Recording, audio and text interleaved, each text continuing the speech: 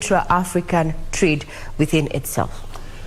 I think when you look at it, Kenya, as we said before, is a matured democracy. It is no longer maturing because what we have witnessed is an historic outcome of the election. And Kenyans is a beehive. I mean, Kenya is a center as far as the international trade is concerned. And Kenyans are really, I mean, the African countries are actually looking at Kenya as their firstborn, looking at Kenya as a good example. And the peace and tranquility that is expected, I mean, for a nation to triumph or be a vibrant society in terms of trade, I think we have come to that level. And going by where they mean the location of the East Africa and the Kenya being a strategic location in Africa, most of the African countries are looking at Kenya as a country whereby they want to trade with. And you also saw immediately after, even before the swearing in, after the last election, the outflow of congratulations from all over the world. I mean, encouraging the incoming president that they are with us in all and everything, and that they will assist Kenya actually to triumph economically. And you know, as to us Kenyans, we are looking forward to really encouraging or rather bringing up our economy. As it is now, as we said, our economy is at its lowest ebb. And in that case, we look forward to many partners that they will partner with us actually to improve on our economy and also to have a peaceful environment to invest. And in this case, we have heard of Congo, whereby they have been looking at Kenya as their firstborn. We have been, Tanzania, our immediate neighbor. We have the Uganda and all these other countries. They are looking forward to a stable Kenya. They are looking forward not only stable politically, but stable economically, because that will really ignite or rather jumpstart their businesses in the areas of, investment. Mm-hmm. Now, we have been seeing over the years a concerted effort to at least to have the, a working East African or rather the common market. With the election of Dr. William Ruto and his keen focus on pushing for an African foreign policy, is this time where we're going to see, a unified, at least, East Africa, given, the inroads that have been made by his predecessor, that is outgoing President Uhuru Kenyatta? Engineer. Well, one thing I want Kenyans to appreciate is that Kenya is one of the largest economy in the East African region. Probably the only economy coming close to is Ethiopia. We are also one of the most sophisticated economy in the East African region. Therefore, if we can leverage on that position, we are able to attract a lot of trade between the East African region, and therefore that's why you find a lot of Ugandans, Tanzanians, Rwandese, Burundians, even Congolese and South Sudanese. They want to come and do business with us. Therefore, as a country, we need to start thinking outside. We need to be able to position ourselves in terms of doing business with the region, because the market is quite big now. With the coming on board of DRC Congo, we are looking at a market of 300 million. We are looking at a GDP of close to $10 billion.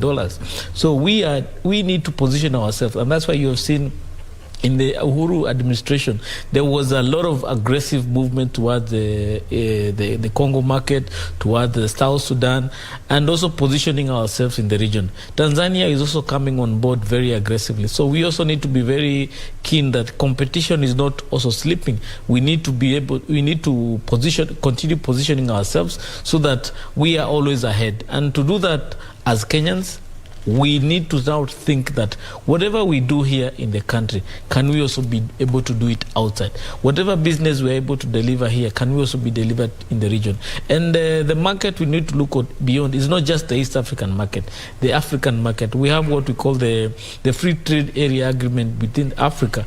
If we can be able to also leverage on that, we are able to deliver our goods and services to West Africa, to North Africa, to even parts of South Africa. Those are markets that we can be able to conquer.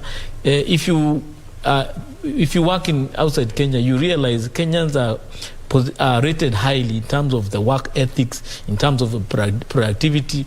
The goods that we produce here in Kenya are highly marketable out there. So we are a country that is yet to really tap into our full potential in terms of our inroads towards the African market and beyond. So we should be able to take advantage of this young president who has come on board at the age of 55.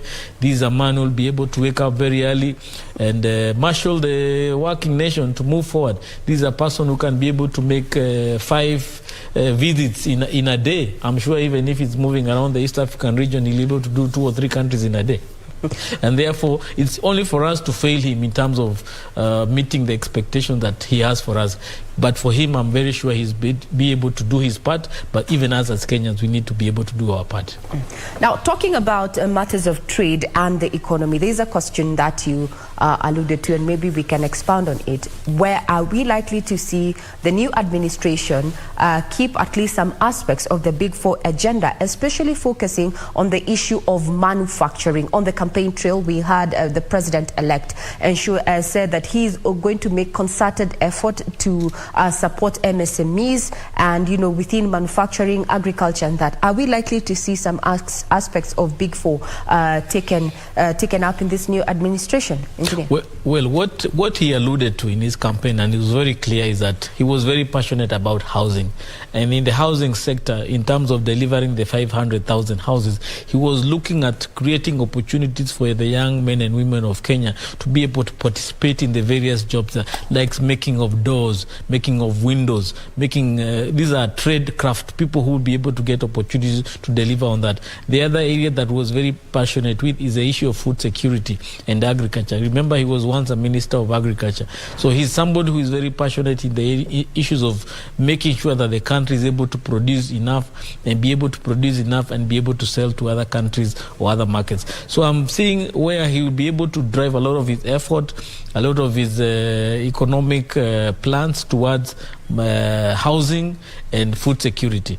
Manufacturing, we need now the counties to wake up. The counties have the potential to drive manufacturing in this country by attracting investors in various counties to be able to set up manufacturing plants and using what we call the Special Economic Zone Act to leverage on giving incentives to these people who invest there. So the counties also have a responsibility in creating the business environment to attract these investors so that they can set up manufacturing plants within the counties and be able to provide the necessary jobs. The Hustler Fund also will be able to help in terms of those who want to provide indirect services and to these sectors by having the credit facilities to be able to participate in terms of providing services in these areas. So it will be a mix of economic incentives, both at the county level, at the national level, that will be able to drive this kind of agenda. So we need to be able, as a country also, as a nation, to also position yourself. If you are into food security, if you are into agriculture, how then can you be able to participate in this area? But those are some of the areas I believe that the Big Four will take full advantage of. And it's very important also we don't forget that, yes, healthcare, there was a lot that was done, but in terms of the welfare of the workers, we need to see now the county governments also getting in terms of putting their acts together in terms of managing the welfare of the health workers, because yes, we have the infrastructure, we have the health facilities, but without people working in these facilities, then how can we be able to say that we are delivering health services? So those are some of the areas that I believe William Ruto will be able to move forward the country with. Now, Dr. Rutich, from what engineer is saying is that for Ruto to actually see this through, make his promises through, that there has to be cohesion between the national government and the county government. Looking at what has been happening in the political scene, we are still seeing those who have found themselves in opposition a little bit rigid, still maintaining that, we will do this, that synergy. What is the president-elect William Ruto likely to do to ensure that, he has that synergy between those in government and those in opposition, given the antagonism that we've been witnessing? I think when you look at the Kenyans across, you look at a society that is in a dire need, and there is no region or county that will really neglect, because the source of funds the source of funds to the county governments actually, come from the central government. And in this case, there must be a plan from the central government, to the county governments. And one thing that we must also realize is that we are coming at a time when the majority of our youth are actually unemployed.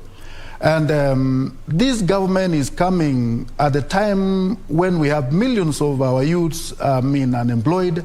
And whatever steps that this government is going to do is to make sure that they make startup on those areas that will absorb majority of our youth into into engaging activities or other employment. And in this case, I'm looking forward towards the county governments actually being proactive on areas to do with industrialization, on areas to do with food security, on areas to do with health, which has actually been a big problem. Without really enhancing on health issues, we cannot really manage as a country if the health of our society is actually is very low. And in this case, what I'm looking forward to seeing this government actually doing is to invest more in terms of health facilities, invest also more in terms of industrialization to create jobs for our youth, invest more on, because even the issue of housing, it was actually planned in such a way that majority of our youth will be absorbed in those areas in terms of job opportunities. So the issue that is at hand, Madam, are issues to do with where the government actually will get this chunk of money to be able to fund all these projects and the needy for the 7 counties. And that is a task that is ahead of this government, because this government is coming up at a time when we have 10 trillion plus debts. And to service the same debts is actually a daunting task, which is actually ahead of us. And then on top of that again, we want to see, we want to meet the food security. Our country is actually going, in jar. This country is facing a lot of problems. You saw when His Excellency, the President-elect, when he was in Meru last Sunday, he really emphasized on taxation, that this country should be able to pay taxes to enable the government actually move forward.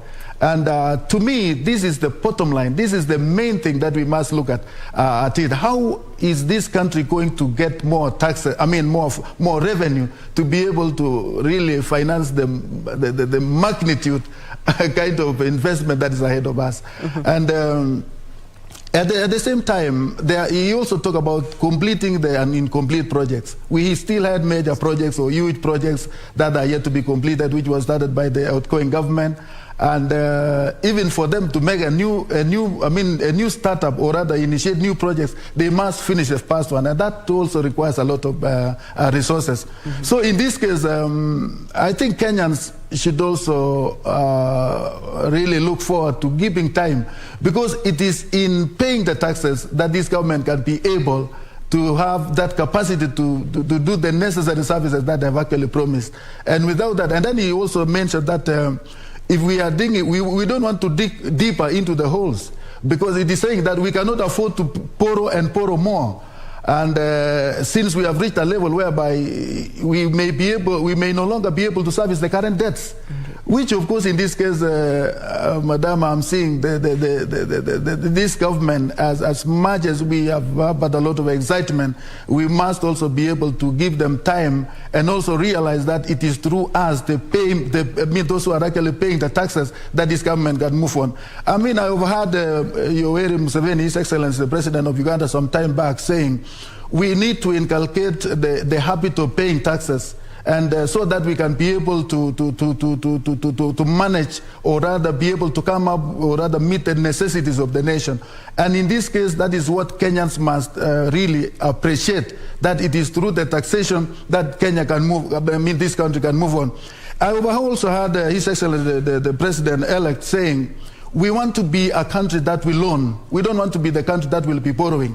And that is emphasizing so much on local investors, that we must save more to be able to boost our economy, so that it is longing for a time when this country will borrow from their own local investors than going outside the country. And that is the bottom line of where we are going. Now, Dr. Rotich, before we discuss where the money is and where the funds are, what you are seeing on your screens are live pictures from the Kasarani Stadium there, contingent of, a mix of the security apparatus of the land there. We have GSU, we also have National Police just taking part in that particular jog, or rather exercise, to prepare for what they are going to be doing during the first 4 or 5 hours of today there, being the venue where we are going to have President-elect Dr.William Ruto and his deputy Rigathi Gachagua take oath of office. Actually, 2 oaths for the president there, an oath of allegiance of the presidency, and this is to the constitution, as well as oath of due execution of the incoming president. We expect them, and as far as the deputy president-elect is concerned, is expected at exactly 11:35. That is 5 minutes before we see the president-elect arriving to the venue. This is just some warm-up to just, maybe entertain as well as kick off the chill. We understand is that the stadium was open to the public from early as 2 a.m. and as it stands, it's full to capacity with an extra sitting and a broadcaster section around the stadium being made available for at least 20,000 Kenyans who have thronged the stadium to come witness this moment in history. As I've said, he's a young man who has taken the seat, so to speak, at his first attempt. That is Dr. William Ruto, the president-elect, and he's going to be sworn in a ceremony that is by law expected to take place between 10 and 2 p.m. and in a public place, and that is Kasarani. People gymming, trying to do away with the chill, as well as to, keep fit ahead of the 4 hour. Maybe a majority of them are going to be entertaining us with their military stance, as well as the match that we're expecting to see. So just to ensure that they do not have any stiff muscles. Now, bringing back this conversation back to the studio, Dr. Rutich, I hear you are saying to Kenyans that we need to temper our expectations there. And a majority of Kenyans who have thronged Kasarani Stadium and those who are even watching us from home are expectant. Especially, we want the price of unga to come down. We want the price of fertilizer to come down. But I'm hearing you, Dr. saying that we need to give this government time. So as I also bring in my colleague there, we are waiting to see what the president is going to prioritize in the next 100 days. And is it feasible, actually? Is it feasible to have the prices of unga down in the next 3 months? I think let me come back a bit about the prices of goods coming down. Look at the prices of fuel in this country. And we have had some, it has not been very easy that the fuel suppliers actually, the prices have been soaring up all this time. And what we have been actually people have been asking themselves, why is it that these prices are not coming down? Now they are selling petrol at 159, and we are now expecting maybe tomorrow, maybe the prices to go up. Yeah. And you realize that the problem that we have been facing is not necessarily to do with the suppliers. It is about the government failing to pay the subsidies to these suppliers, because the government have to subsidize the prices to enable the people actually have the prices reduced. So in this case, how prepared is now the government to meet up the subsidies that will lead to the lowering of the prices to the level that we will appreciate? Because as much as we, I'm being real, madam. I'm not foreseeing, something that is not, there are no pack-ups. As it is now, as much as we are expecting most of these prices, because the center of our economy is actually based on the prices of fuel in this country. So in this case, if the prices goes up, the prices of other commodities, especially consumable commodities like foodstuffs, really goes up. So it is a very difficult thing that, but we are looking forward, because His Excellency, the President-elect, did say that he actually met with the stakeholders in agriculture, the stakeholders, those who are supplying the agricultural inputs like fertilizers, and we are actually looking forward that these prices actually may go down. But how much it will go down remains to be seen, Madam, because there are other things that must have a backup, because the fuel suppliers will not be willing to go to the field to sell their fuel if the government has not actually met the conditions that they're actually demanding. That is the bottom line. Yes, and just we know that the fuel subsidy is not going to be in effect in the next, actually in this next cycle. And as you said, there's some things that need a backup. The issue of subsidy has been an issue that has been pitching government as well as oscillating between oil marketers and government, so to speak. So the new administration, when it comes to the cost of fuel, they have their work cut out for them. As well as 1st of October, from 1st of October, we're going to have KRA implement a 6.3% increase in excise duty on some duties. So we need to temper our expectations and give this administration time to actually, do what they promised. So 100 days, well, we'll wait and see. Troy. Yes, and let me go to the counties, because looking at Kasarani, and the delegations that we had coming from the counties, a lot of people are more than expectant. And based on what we had President Kenyatta yesterday talk about, that 2.5 trillion in the last 10 years, because now we are headed towards the second regime after the 2010 constitution. He talk about 2.5 trillion Kenya shillings has been devolved to the devolved units. And I know you're an expert when it comes to matters counties and how it has been able to change lives. Let's give it to him. Devolution has been seen to work so far. Yes. A lot of challenges, though. Well, one thing we have to congratulate Uhuru is that he took the bold decision of making sure that he devolved government immediately he was sworn in 2013. Mm-hmm. There are many functions that are supposed to be done with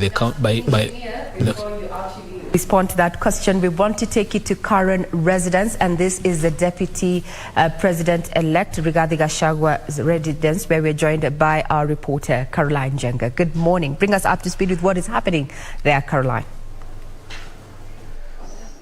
Well, thank you for joining us. My name is Caroline Jenga, and we are coming live to you from Deputy President-elect resident here in Karen, Rigathi Gachagua. And we are in his gym. He's been working out for the last couple of hours, or rather for the last couple of minutes, as he tries to gear up for the day ahead. And he is one who has risen to the limelight of recent since 2017. When he became the Member of Parliament for Mathira constituency, and now he is a second in command for this country, the Deputy President-elect. And we'll be speaking to him how he feels about this day, what to expect, and also I know outside there the Thanksgiving ceremony that will be held once he's done with doing his workout for this morning. Deputy-elect, if you can just speak to us. This is KBC Channel 1, and we'd like to know how you're feeling this morning. Are you energetic? I can see you've been working out since we came in. Just tell us how you're feeling. I am great. I'm feeling nice. I'm feeling good. I am finally free.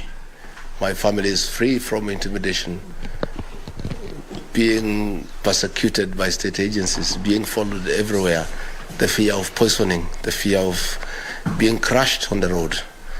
It's not been easy for 4.5 years. The state agencies have traumatized me.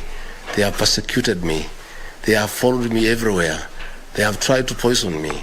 They have threatened my children. They have arrested me. They have put me behind bars. They have made life literally impossible for me. So today, I join other Kenyans in enjoying the new freedom. Mm-hmm. I'm very happy. I am feeling on top of the world that we are finally free to do what we want, to associate with those whom we want, to belong to a political party of your choice, to choose your friends without having to account to anybody, without anybody asking you, why are you afraid of so and so? So to me, is the happiest moment. Forget about me being deputy president, that's a small thing.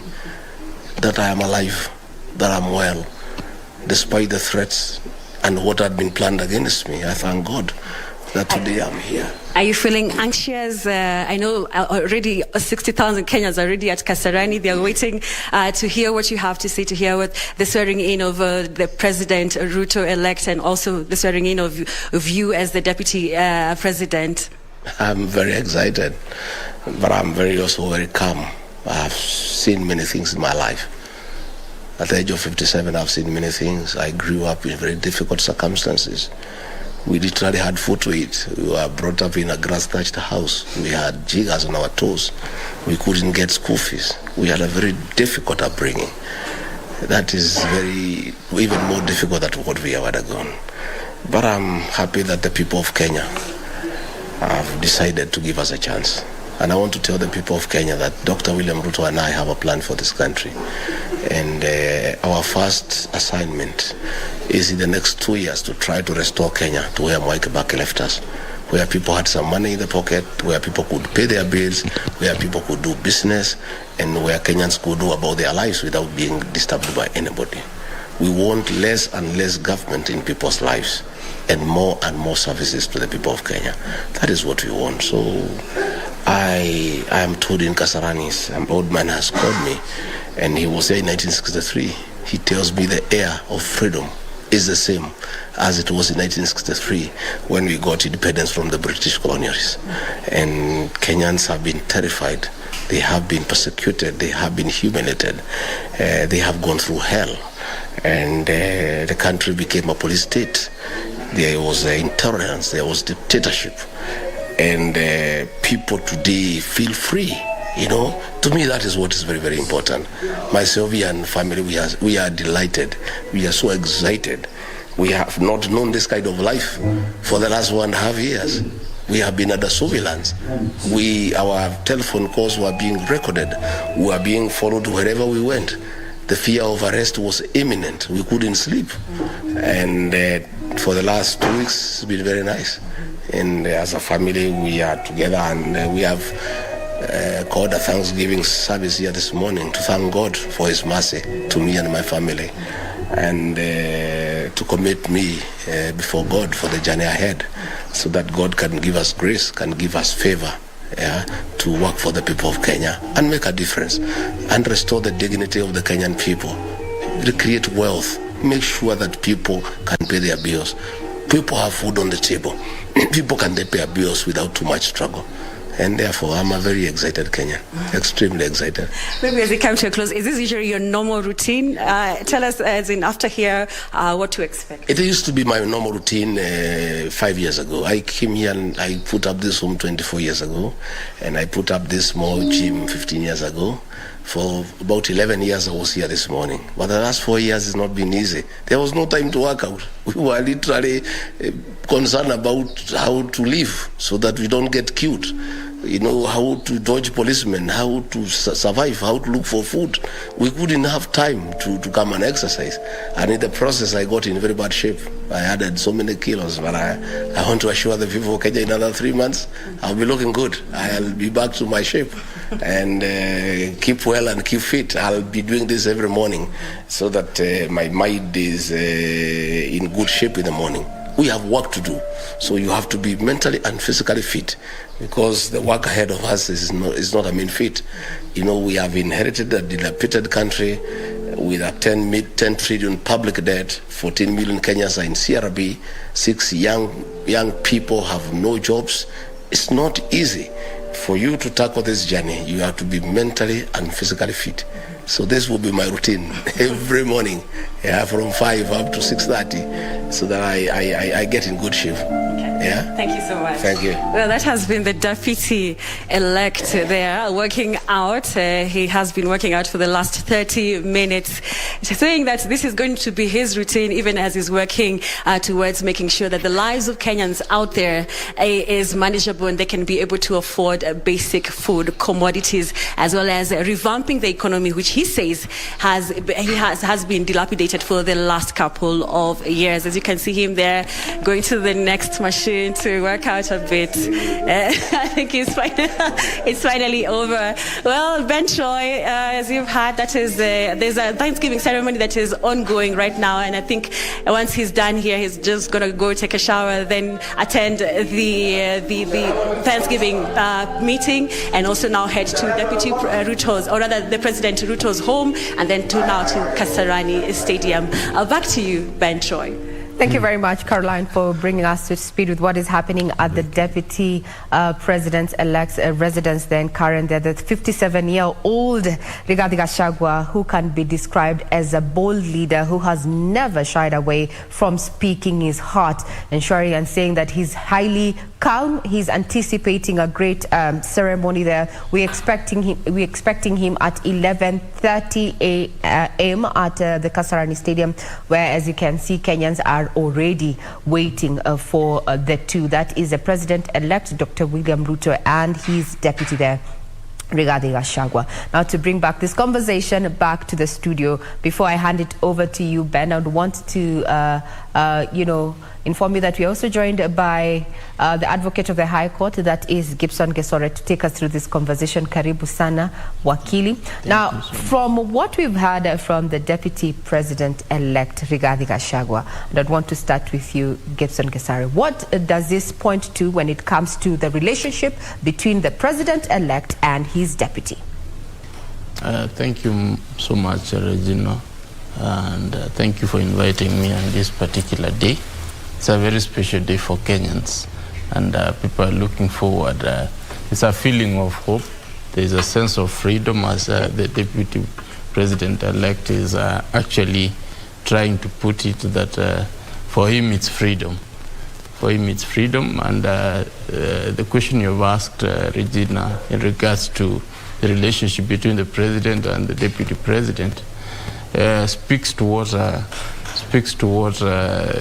Rigathi Gachagua has just spoken about, the aspect of intimidation, the aspect of arbitrary arrest, the aspect of people suffering. Wakili, we are seeing on screen there, dignitaries have begun a grade, as well as members of parliament. Let's have a listen in. Mizigi, Women Rep Taita Taveta. I am so happy today, very, very happy. And the reason why I am so happy is that today marks a very good story, a story of hope in this country called Kenya. To many people, many village boys and girls out there, that today in this country called Kenya, when you work hard, you can become anybody you want to be in this country. You can even become the president. So I'm very happy because it gives hope to so many people out there.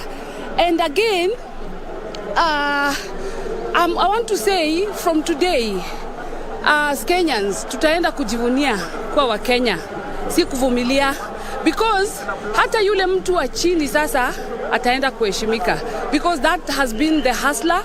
That is what the hustler stands for. Mama mboga, boda boda, and we say kazi ni kazi na kila mtu aheshimiwe. So Kenyans, today is our day. Asante sana. Please give me your contacts. Now I know you. Well, that is just, Women Rep Taita there giving us a feed. They have arrived early. Remember, as per the communication is that people need to be seated by 10 a.m., but the rest of the members of public have been there from as early as 2 a.m. The Kasarani Stadium the terraces actually are full to capacity. Provision has been made for 20,000 Kenyans there. Now let's have a listen in to Miriam Kitani, who's addressing our report on ground. Expectations. It's a journey. Tell me about it. This journey has been long. The journey, I think, started a long time ago because Kenyans have really yearned for this day. As you can see, the stadium is full. Everyone has so much expectations. Everyone wants everything for themselves. And I think we're going to deliver. Our president-elect, who is going to be the fifth president of the Republic of Kenya today, is a workaholic. We saw it in 2013 when he was the deputy president. Now imagine that he has a sword. Kenyans can only expect better and better lives. Yes. Thank you so much. You want to say something? Take a seat. KBC? Yes. Okay. Is that your name? I'm Honorable Dorothy Kiara, a nominated MP, and I'm very, very excited today to see the way Kenyans have turned in large numbers to come and witness the swearing-in of our president. The journey has started. I'm sure all the promises that His Excellency Dr. William Samoei Ruto, in due course, all of them will be fulfilled. We are so happy, we are excited as members of parliament, and I'm sure this is a new dawn for Kenyans. Thank you so much. Yes, members of public as well as leaders continue to throng the Kasarani Stadium. Earlier there, that was just Dorothy Ikiara addressing KBC that is already on ground. We have been on ground from as early as 4 a.m. And earlier was Aldai, Member of Parliament Mary Kitani, saying that indeed this is a making of history. And looking at how the elections went in the last, actually the August polls there, we have more women elected to elective seats, both at the National Assembly as well as quite a significant number of governors there, an improvement, making it a total of 7 there, as well as senators. So women indeed, as we say, it is a patriarchal society, but the future is indeed female. Mr. Gesore, I just interrupted you when you were giving us your thoughts in regard to the relationship between President-elect and his deputy, given the conversation that you've just had. We've had from his current residence there, alluding to that freedom has come, that he's more calm, he's ready to serve Kenyans. Yes, indeed, he has said as much that he's ready to serve Kenyans. I think for him, most important from what he has said is the aspect that for him it's the freedom and the sense of hope for a better Kenya. He has said, he has alluded to some things that they want to do for Kenya. And he said they have a plan between him and the president-elect. They have a plan to help Kenyans out of the intimidation. They want to see less and less government in Kenyans' faces or in Kenyan homes. And there is more to the fact that they want money in people's pockets, and that is very important. You realize, Regina, for the recent past, people have been crying. There's no money in the people's pockets, and people are unable to pay their bills. People are unable to actually fuel. The cost of living has skyrocketed, and those are, I think, some of the things which he has alluded that he is going to do with him and the president. The relationship between those two is very cordial. They share some commonalities in terms of upbringing, as he has alluded to, that he grew up in a grass-thatched house. He had chicas on his legs and all that. To grow to be the Deputy President of the Republic of Kenya, which gives hope to every young Kenyan who is wherever he is, wherever situation he is in. He should be able to rise to whatever he wants to be, the same as today. The president-elect who also has spoken as much that he grew up as in a very challenging neighborhood. We have the stories of him selling chicken, the stage, and those are very humble circumstances which have given rise or have born to great leaders whom we have today. We are hoping that in every sense they will be able to reflect back and be able to put policies in place which are going to help the very common people who are sharing the kind of lifestyle they enjoyed while they were young, so that no single Kenyan should be able to lose hope, because hope is the last thing somebody should be able to lose. And then, of course, there is the aspect of the freedom that government should let people do their own business and enable them to have money so that they can be able to achieve their dreams and hopes as they have for themselves. So I think that should be very paramount. That should be understood across the country, because that is the only way you can be able to raise a generation of people who are proud and patriotic and know that they're living in their own country, not they're living a borrowed life. All right, let's have a listen in to what is happening in Kasarani. Good morning, Chuma. Dr. William Samoei Ruto and His Excellency Rigathi Gachagua on this very special occasion. I want to congratulate you, and I pray for you that God's grace will be sufficient for you as you take up the mantle to lead the nation of Kenya. It's one day of a kind, and my word to you today is that the reward for good work is more work. So there is more work that is beginning today for you on your desk, and I know that the Kenya Kwanza government under your leadership will be able to deliver the promise that they have given to the Kenyans. So today is just a day to thank God. I see it more as a Thanksgiving service to say, God, we are grateful that our nation is peaceful, that our nation has moved to the next level. It's the dawn of a new day in Kenya, and I'm looking forward to a very great day when the covenants that God has over Kenya will come to reality. So I'm truly looking forward. We have many guests from all over, international presidents.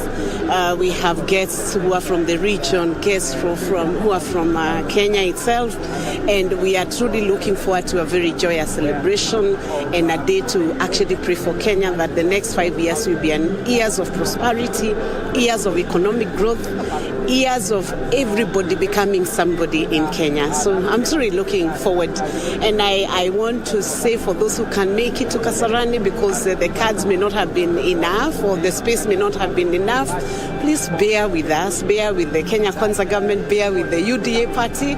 We will find a chance for you to be able to meet your president in days to come and not too long a wait. So please bear with us, and any inconvenience is regretted. Thank you. Before I let you go, tell us your expectations after this event. What next for us? Our expectation is to see the new cabinet coming in. We are looking up to see the lineup of the cabinet, because work begins soon after the swearing in of our president and the president-elect. So my expectation is that we will quickly settle down as a nation and we get to work, and everybody gets to push their hustle in a more enabling environment, an environment that will enable trade, robust trade, economic growth, a great interaction with the region and with the nations around the nation of Kenya. So we are looking forward to growth, more opportunities for young people, inclusion for women. We are looking forward to women being part of the government. You remember our president promised that he would give 50% of the cabinet to women. So we are looking forward to more inclusion for women, and we are also looking forward to compliances when it comes to gender, in terms of a rollout of 2/3 gender rule in Kenya. And today we are expecting so many other leaders to come. What will be the highlight of this event, especially from Kenya Kwanza team? Remember, this is the time that we are going through hard economic times, and President-elect, both of the president today, said that he will address the issue of cost of food. But what is other highlights that we think he will consider in his main speech? I do not want to pull the carpet from below his feet. I think we should anticipate and wait for his speech. It's coming. It's just a few minutes. So let's look forward, but it will be the manifesto, the plan that will be rolled out for Kenya. So we are looking forward for that. So let's wait for that speech. It's coming. Good day. Thank you so much. Yeah, thank you. Now that has been Secretary General UDA there as well, that very Kamaina nominated senator. Now let's head to the Deputy President's current residence, where we're having his wife, Bishop Dorcas there, getting spruced up ahead of the ceremony. But of course for her, as you can see, she's having her makeup done, and just maybe we can have a few questions, just 1 or 2 questions for her.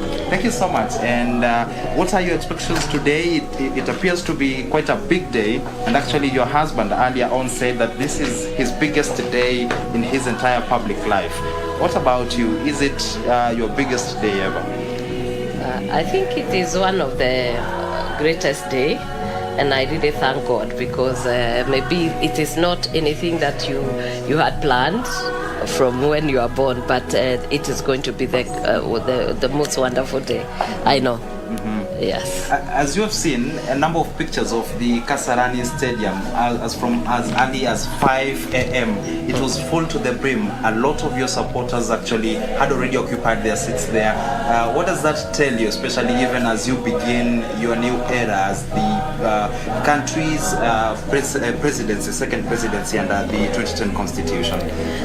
I think what that informs us is that we have a huge task ahead. There is expectation from everyone, and they want their lives to change.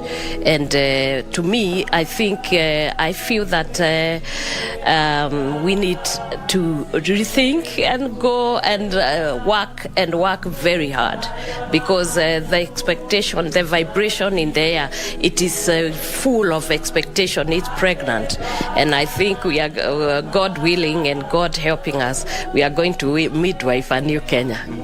Yeah. Beautiful. First of all, you look very, very beautiful. And if I may pick up from where my colleague has left off, maybe you can share with us the kind of feeling you have as the wife to Rigathi, the deputy-elect. How are you feeling this morning? I feel excited, and I think I have a good husband. And the way he has worked for the 4 years, day and night, and I am excited also for him, and to see that whatever he has been working for is just about to happen. I'm really excited for him and for myself and for the family and the family of Kenya. Yeah. From the background, we can hear songs and just how crucial has religion and God and church has been actually in your campaigns and in actually now occupying the second most important and most powerful position in the country. I'm a Christian and I'm a ordained pastor, so it's not about religion. The religion is something else, but Christianity is a lifestyle. So God is the center of everything, and you can see without God, how could this have happened? When you get Lazarus getting into the highest office of the land, it can only take the hand of God, and that's why we've been going round. And we also know that, without God in Kenya, you get chaos, you don't have peace, you don't have unity. But when people are united by the Creator God, you find that people love one another, people are in harmony with one another, people have unity, and that is why we love God, and we know this time it has been about God, and it will continue to be about God. Well, it has been a journey. What can you tell Kenyans out there who are waiting for you? 60,000 Kenyans are at Kasarani Stadium waiting for you guys to arrive as we swear in the President Ruto. As a mother and as a pastor, I love you all. And it is so great to see you, and your expectations definitely will not be cut short. We have a God who has been working, and he's working now, and as he gives us the strength, we promise that we are going to work for you, because you have given us this job, and we really are humbled to you all Kenyans by how you have come out. You are there at 3-4 a.m. May God really tremendously bless you. We will serve you as God enables us. Thank you so much. Thank you so much. Thank you. Well, that has been the wife of Rigathi Gachagua speaking to us about how she's feeling this morning as she prepares to face the day ahead of her. I'm so sure she's looking forward to go to the Thanksgiving ceremony that is underway right now. She's just doing the final touches, and then she heads out there as they get ready now to head to Kasarani Stadium. Back to you in studio. Now, Troy, you saw that beautiful smile. You saw, Deputy President-elect's wife, that is Pastor Dorcas, saying that as a mother and as a pastor, God has to be at the center. And I like that from a journalist point of view, that they have been very welcoming to the media to just follow up their preparations ahead of the swearing-in ceremony. And I hope this is something that we are going to see in their tenure, that, the top two will not be inaccessible to the media, that will be able, the doors will be open for us to ask questions. And as a role, the media plays Troy there. But I want to challenge you, Troy. Mm-hmm. There's something that the Deputy President-elect actually said, that his day starts out with a workout. I just want to know, does yours start with a workout, Troy? Bearing in mind I have a very rich sports background, I really do a lot of exercises.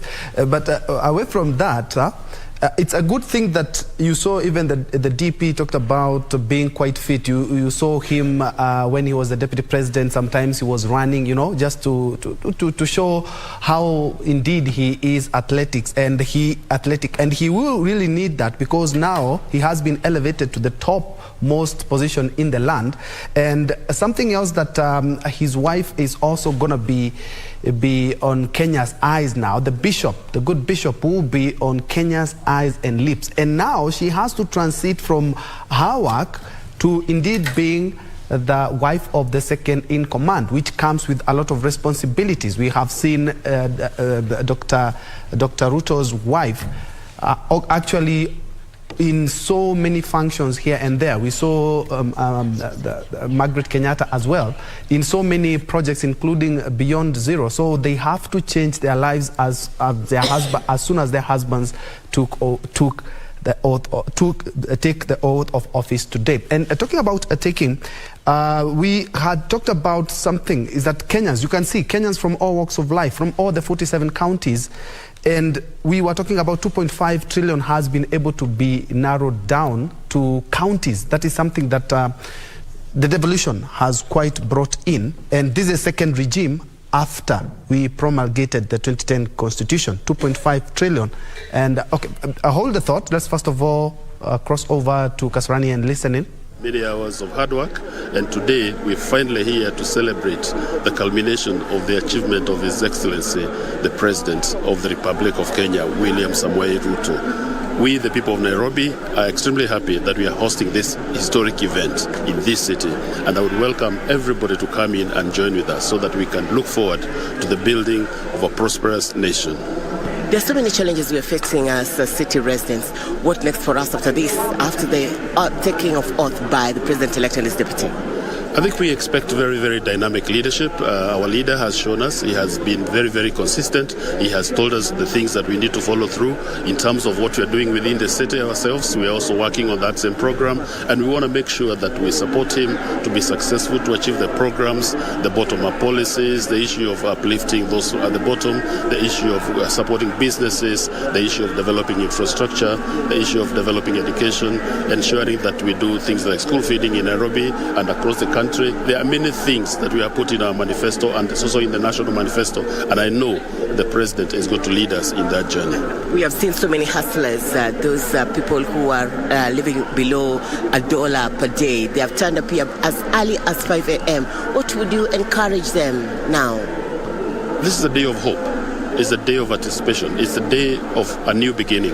And I believe that the things that we are going to do and the things we are going to achieve with the new government will help them directly achieve better lives, better days for their children, better days for their families. And that's what we would like to do in this country. That's what we would like to encourage everybody to do, to work hard. So when people wake up early to come and celebrate this, I think it's an indication of the hope and aspirations of a huge number of our citizens, and that's what we encourage them to do every single day as they go around looking for food and whatever else for their families. Your parting words before I let you go?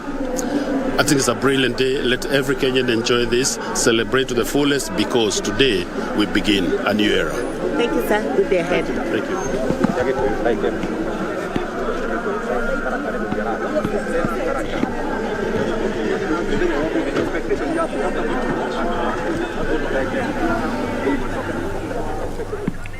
Indeed, that is Irene Mchuma Odim was sampling some of the responses by the leaders who are now streaming in. And from that camera angle, we can tell you that some dignitaries are already arriving. Remember, the 60,000 capacity stadium is full to the brim. We cannot authoritatively say exactly who those dignitaries are, but it's a good thing that Kenyans are seated, and it's 8:01, and we have seen even dignitaries already arriving. Earlier on, UDA Secretary General there talked about they are being rewarded for good work that they did, and especially when you talk about the DP, and now they're being rewarded with more work. And when it comes to devolution, well, as I was saying earlier, is that 2.5 trillion has been devolved to counties over the last say 9.5 years. What for me I'm looking forward is that how can we now see the benefits of this kind of money that have been invested in the counties? And do we need to change the structure of the kind of investment we've done? We've realized some of the counties that are governors are inheriting governments where 50% of what they were getting went to recurrent expenditure. So we need to reorganize the structure of those economies so that more money can go to development, and the development can be able to start bringing the returns that we expect. Counties are economies by themselves. For example, in Nakuru, where I come from, is that 6% of the national economy comes from Nakuru. 26% of the national economy comes from Nairobi. We need to see the structure of the whole economy in the country changing, rather than having 5 counties contributing to over 50% of the economy. We want to see more and more counties growing so that their revenue and their contribution to the national GDP can also increase, so that the burden that we have on these 5 counties, which is Nakuru, Kiambu, Nairobi, Mombasa and Meru, can be lessened.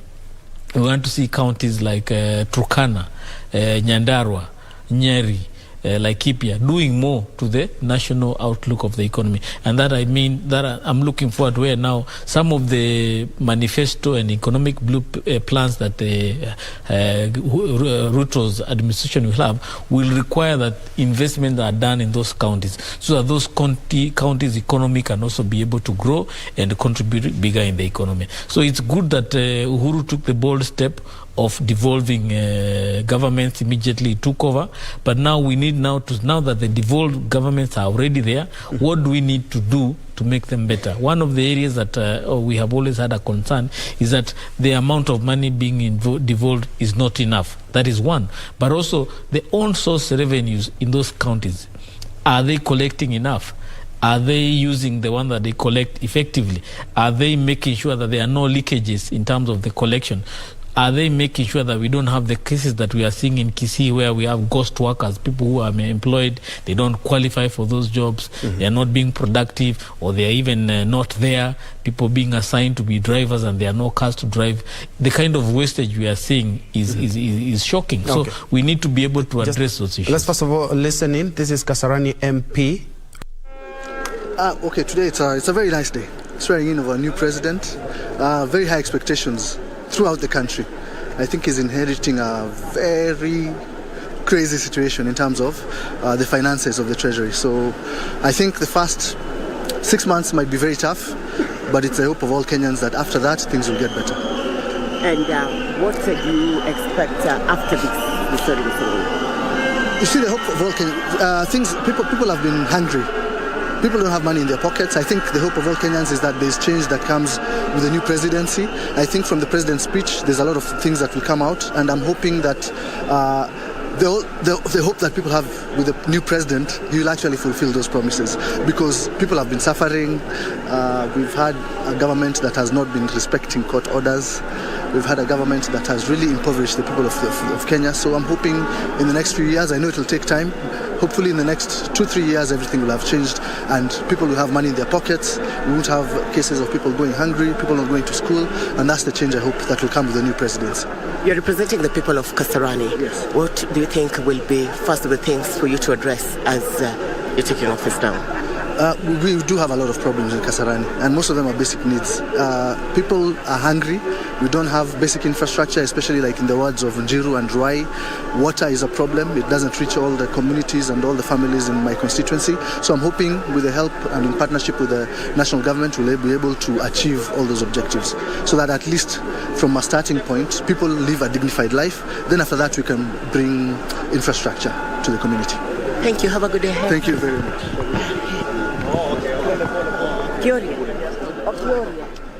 Kasarani MP, Captain Ronald Karauri. And something interesting he has talked about there is that for the next 6 months, things are going to be quite tough for the new government. But something else, talking of tough, during the COVID-19 pandemic, the diaspora came in handy for Kenyans. And there's something that President Uhuru Kenyatta mentioned yesterday, that we are now doing around 400 billion diaspora remittances. And there's something interesting that the president-elect also said in regards to the diaspora. He said that he is going to make a ministry dedicated for the diaspora because it's somewhere that we cannot ignore. Bringing in 400 billion every year? I think it is being very real. When I could see the member of parliament was just spoken from Embagasi that things are very tough, and that's actually the true position. And why we talk about the diaspora, I think this is a more informed, a more capable or able society. And if they can really be able to pump in such amount of resources to Kenya, I think that will give us a helping hand. It will also, revitalize the kind of the trade or other investments that we have in this country. But however, we need not to forget that Kenyans who are now, facing the true economic situation, I think they themselves they must rise up and pull up their sleeves, and then they move on.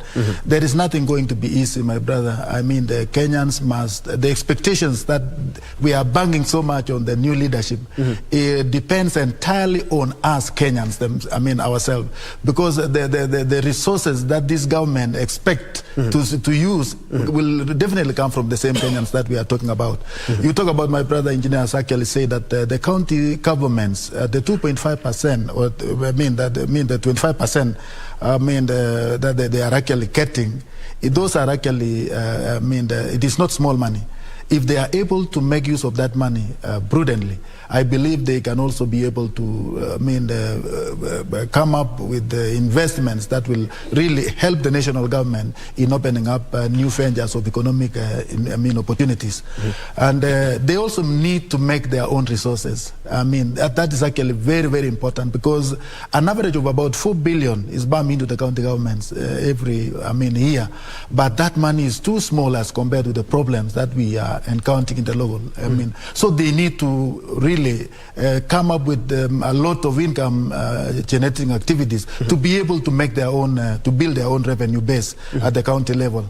I was listening to the speech of, the talk of His Excellency, the Deputy President-elect, and he has a lot of energy and a lot of hope that they are going to revitalize the economy of this country to the level that Kenyans will really put the money into their pockets. And looking by him, I think the leadership that they are coming now are coming from a background who are actually, I can say they will be the best role models for Kenyans, because they have just come from a background that is resembling the majority of Kenyans. However, there is something that I also noted from the deputy-elect, that he still thinks that the past has been very punitive, and he's grown up with a lot of oppressive system.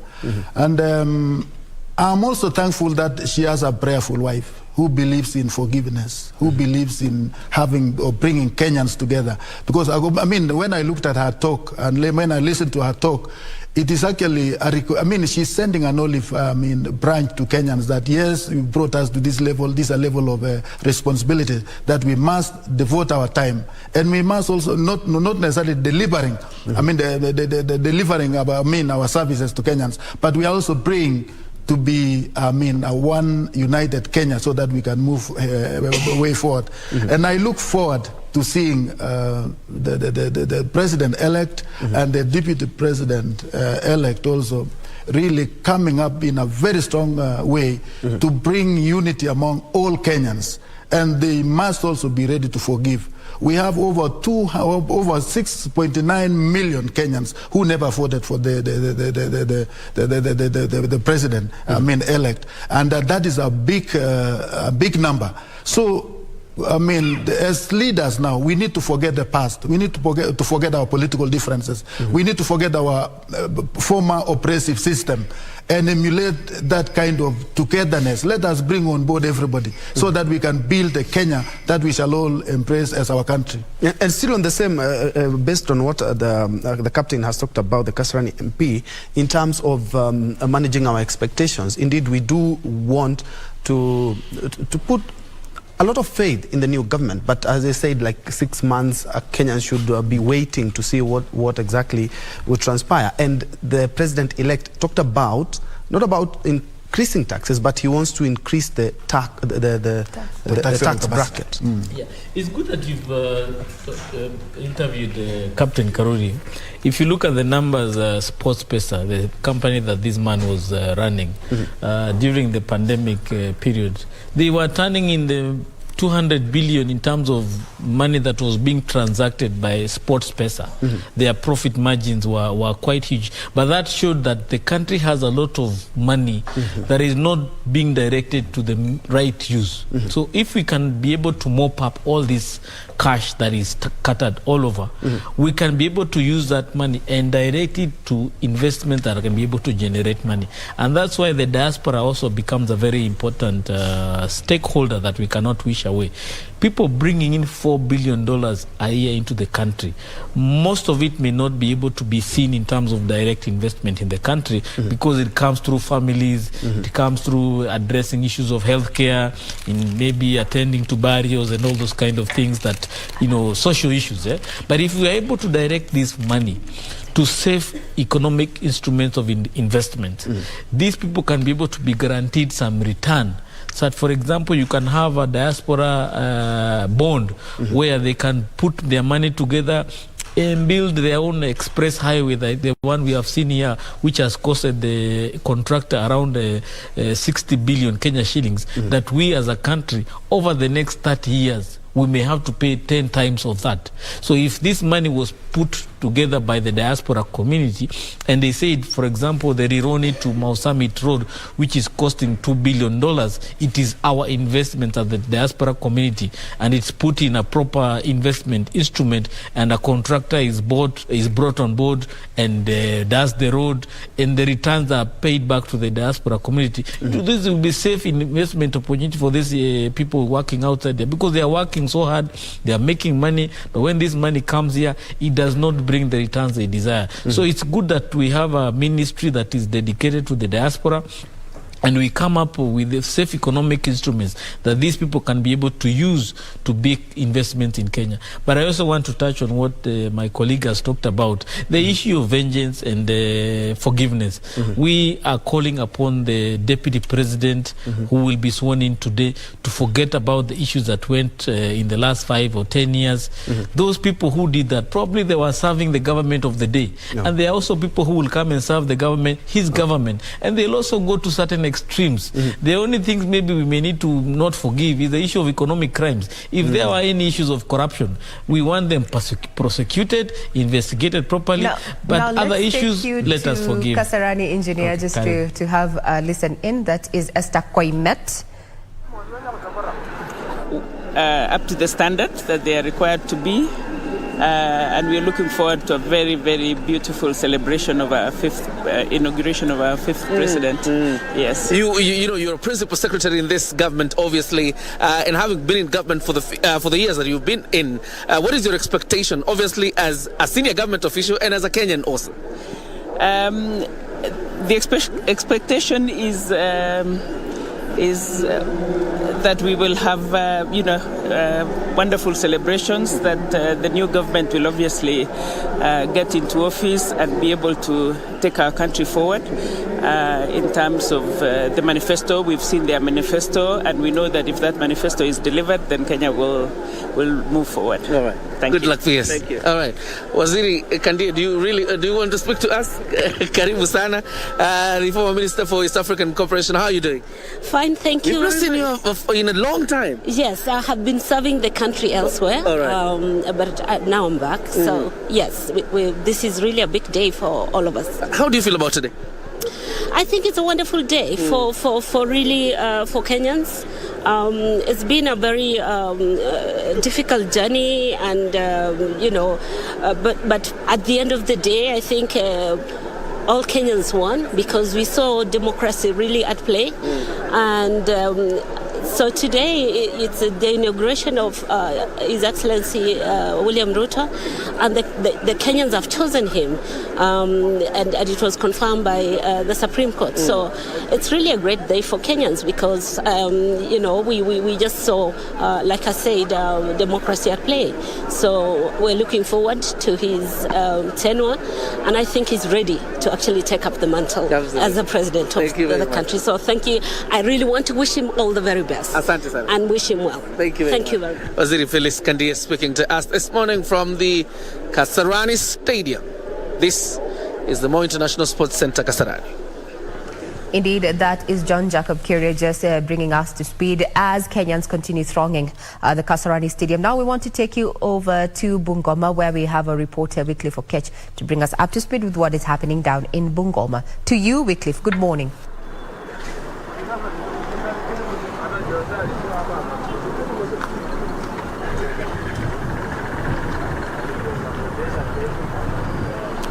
Well, a very good morning to you, Regina Manyara, back in Nairobi. We are, of course, coming to you live from Bungoma County. Specifically, this is Kandui Shopping Center here in Bungoma County.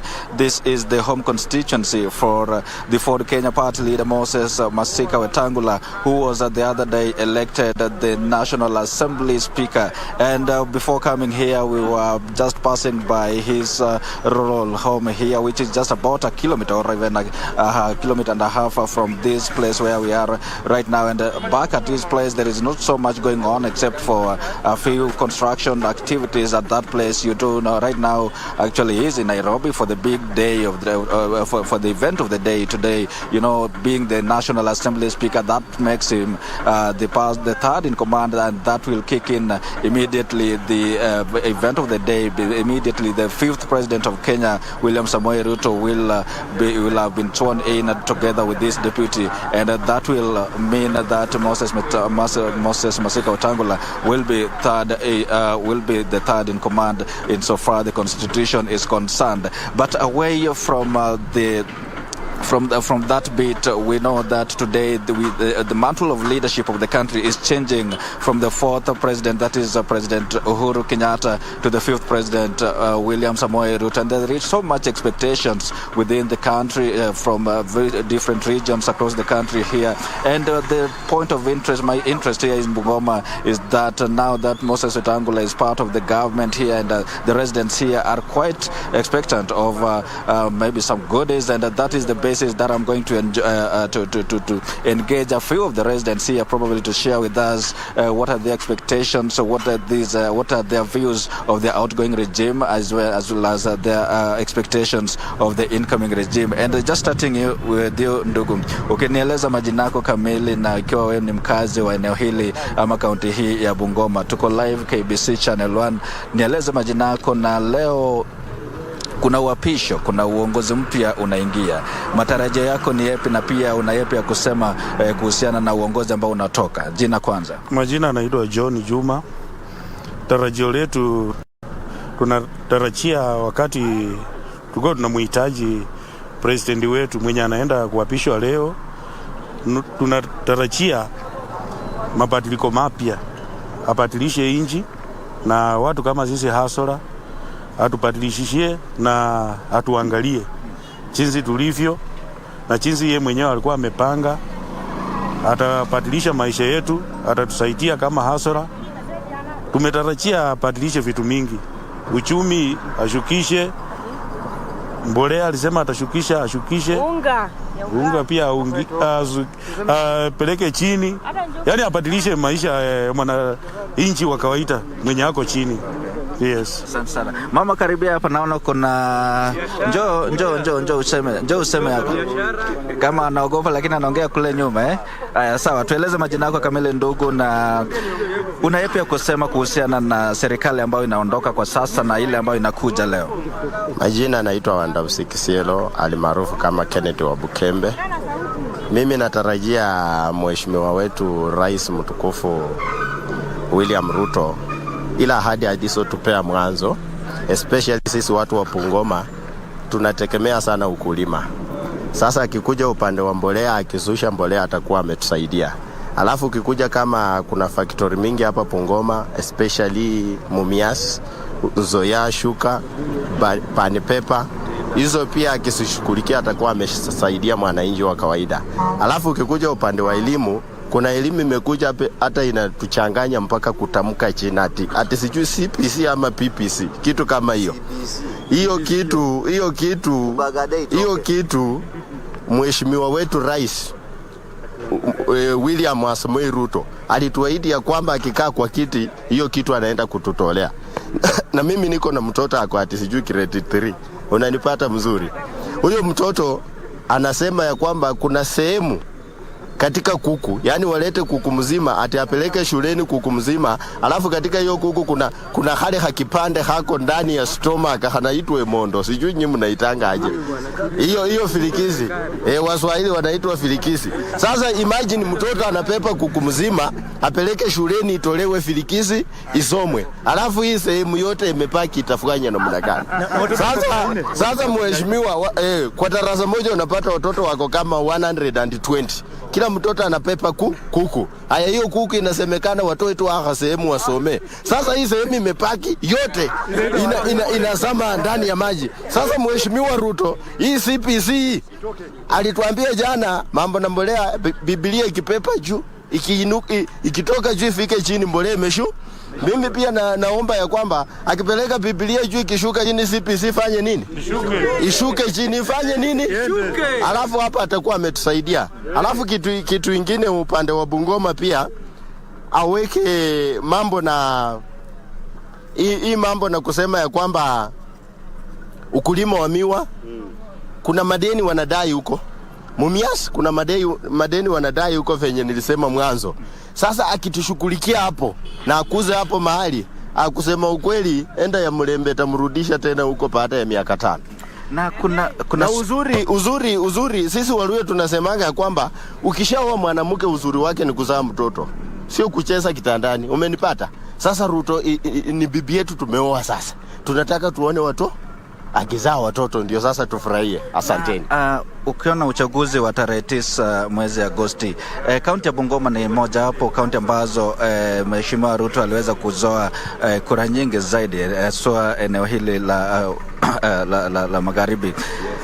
Na kwa hivyo inamaanisha kwamba kiongozi wa eneo hili ambaye alikuwa alichaguliwa kama senator, ingawaje kwa sasa amejiuzulu akawa speaker wa National Assembly. Mnajihisi aje kwa vile kaunti ya Bungoma imeweza kutoa speaker wa bunge la taifa? Hapo tumefurahi tena tu sana. Unajua haikuangi rahisi kufikia katika kile kiwango, na tunatarajia kwamba mheshimiwa wetu sisi huko tunamuita Papa wa Roma, venye amefika mpaka hapo mahali inaitwa Speaker of National Assembly. Pia sisi watu wa Bungoma ni kama tumekaa hapo ndani ya serikali. Wakati anaingia parliament anapepa mkono juu anaanza kuongea, sisi tunafili watu wa Bungoma ni kama tuko tunaongea. Sasa sisi tunamuomba tu ya kwamba akiwa ndani ya bunge afanye kazi kwa usawa, asichakue wala asipakue, aunganishe Kenya. Kabisa. Na hilo jina Papa wa Roma lilitokea wapi? Papa wa Roma unajua ukienda kwa Romani, kwa wale wanaoshiriki katika kanisa Katolika. Umenipata? Hiyo Papa wa Roma ni yule anasimamia, wanaitanga wa Hurundu ama wanaitanga aje hao fathers ama papas, wacha niseme hivyo, ama padri. Anasimamia watu wote. Sasa Honorable Wetangula, Bungoma ni kama baba wa Roma. Maana Bungoma inamsikiza kwa sababu ni mtu anatenda haki na ukweli. Sasa yeye akisimama na aongee kitu, watu wa Bungoma wanafuatanga kwa sababu wanamuamini tangia jini mpaka juu. Ndio maana akapewa hiyo jina baba wa Roma. Yeye akisema ashasema. Regina, one more person here. Ndugu ndugu wengine tayari washatueleza matarajio yao, wanatarajia nini kutoka kwa serikali ambayo inachukua uongozi leo.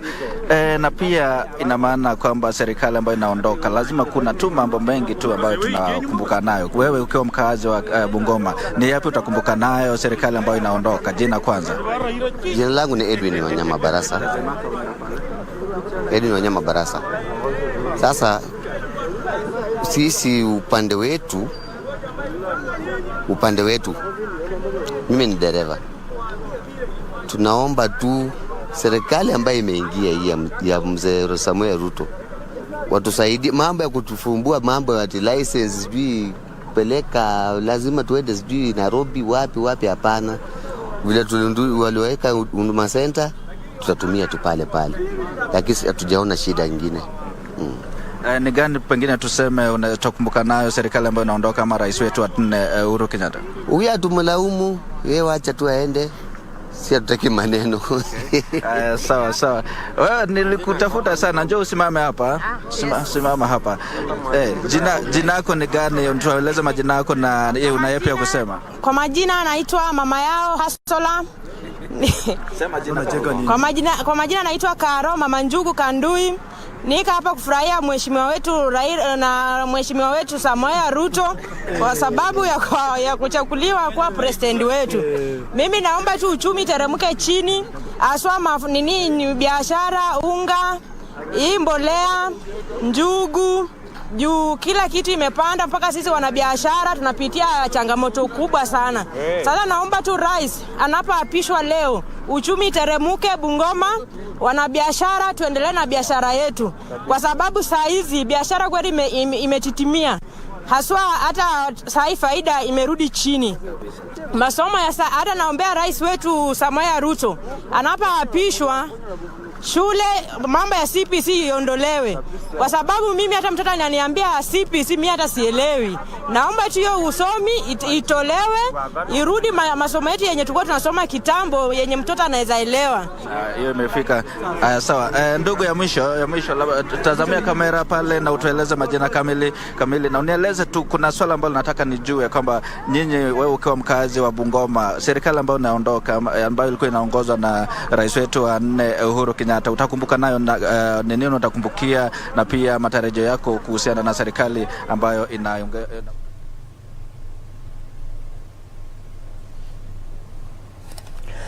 Now we take you to Uasin Gishu County, where we have Beatrice Gatonyengetich to bring us up to speed with activities down there. Good morning, Beatrice, to you.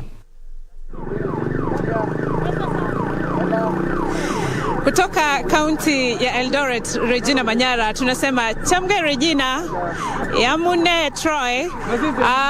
Hapa ni katika kaunti ya Uasin Gishu na haswa katika mji wa Eldoret, ambapo bila shaka kama tujuavyo naibu mteule anatoka katika kaunti hii katika eneo la Sugoi, ambalo kutoka hapa ni kama takriban dakika 45 hivi kama unaendesha gari. Na wakazi wa eneo hili, mtazamaji, asubuhi ya leo wana furaha nyingi katika mioyo yao kuona kwamba kiongozi ambaye amehudumu kama naibu wa rais kwa takriban miaka 10 sasa anachukua hatamu nyingine ya miaka 5 hivi leo kutawala taifa hili kama rais wa 5 wa Jamhuri ya Kenya. Na bila shaka kutoka katika kaunti hii, hili ni jambo ambalo linajaza mioyo ya watu ama wakazi wa eneo hili furaha tele, wakiwa na matarajio mengi katika serikali ambayo naibu rais William Ruto, ambaye sasa ni rais mteule, atakuwa sasa anachukua hatamu. Bila shaka kuna mengi ambayo wanatarajia kama Wakenya wengi, kizingatiwa kwamba katika mji huu wa Eldoret kuna wafanyi biashara wengi na vile wengi wa wakazi wa kaunti hii pamoja na eneo zima la Rift Valley ni wakulima. Na ahadi ya kupunguzwa kwa pembejeo na naibu na rais mteule, samahani, bila shaka ni habari njema kwa wakazi hawa. Lakini nisije nikasema mengi kwa sababu ningependa kuwapa fursa waweze kusema na kuzungumzia matarajio yao kuhusiana na hatamu ya uongozi ambayo inachukuliwa hivi leo na kijana wa kutoka hapa nyumbani kwao ambaye amekuwa naibu wa rais na sasa atakuwa akichukua afisi ya juu zaidi hapa nchini Kenya. Karibuni hapa KBC Channel 1. Unaitwa nani na matarajio yako ni yapi, na unajihisi vipi siku ya leo wakati ambapo William Ruto atakuwa akichukua hatamu za uongozi wa taifa hili? Kwa majina naitwa Eric Kosgei. Mimi ni mkaaji wa Uasin Gishu County. Tuko na furaha sana kwa sababu mteule Dr. William Samoei Ruto ameapishwa hivi leo. So majukumu yetu tulikuwa tunataka aweze kutupunguzia gharama ya mafuta na bidhaa vingi venye zimeweza kupanda juu waweze kushukisha chini. Asante sana. Na wewe kijana, naona labda umemkia shughuli zako za siku hivi leo, utakuwa ukifuatilia wapi shughuli ya leo kwa sababu naona hukuenda Nairobi? Kwanza kabisa naitwa Justus Leting.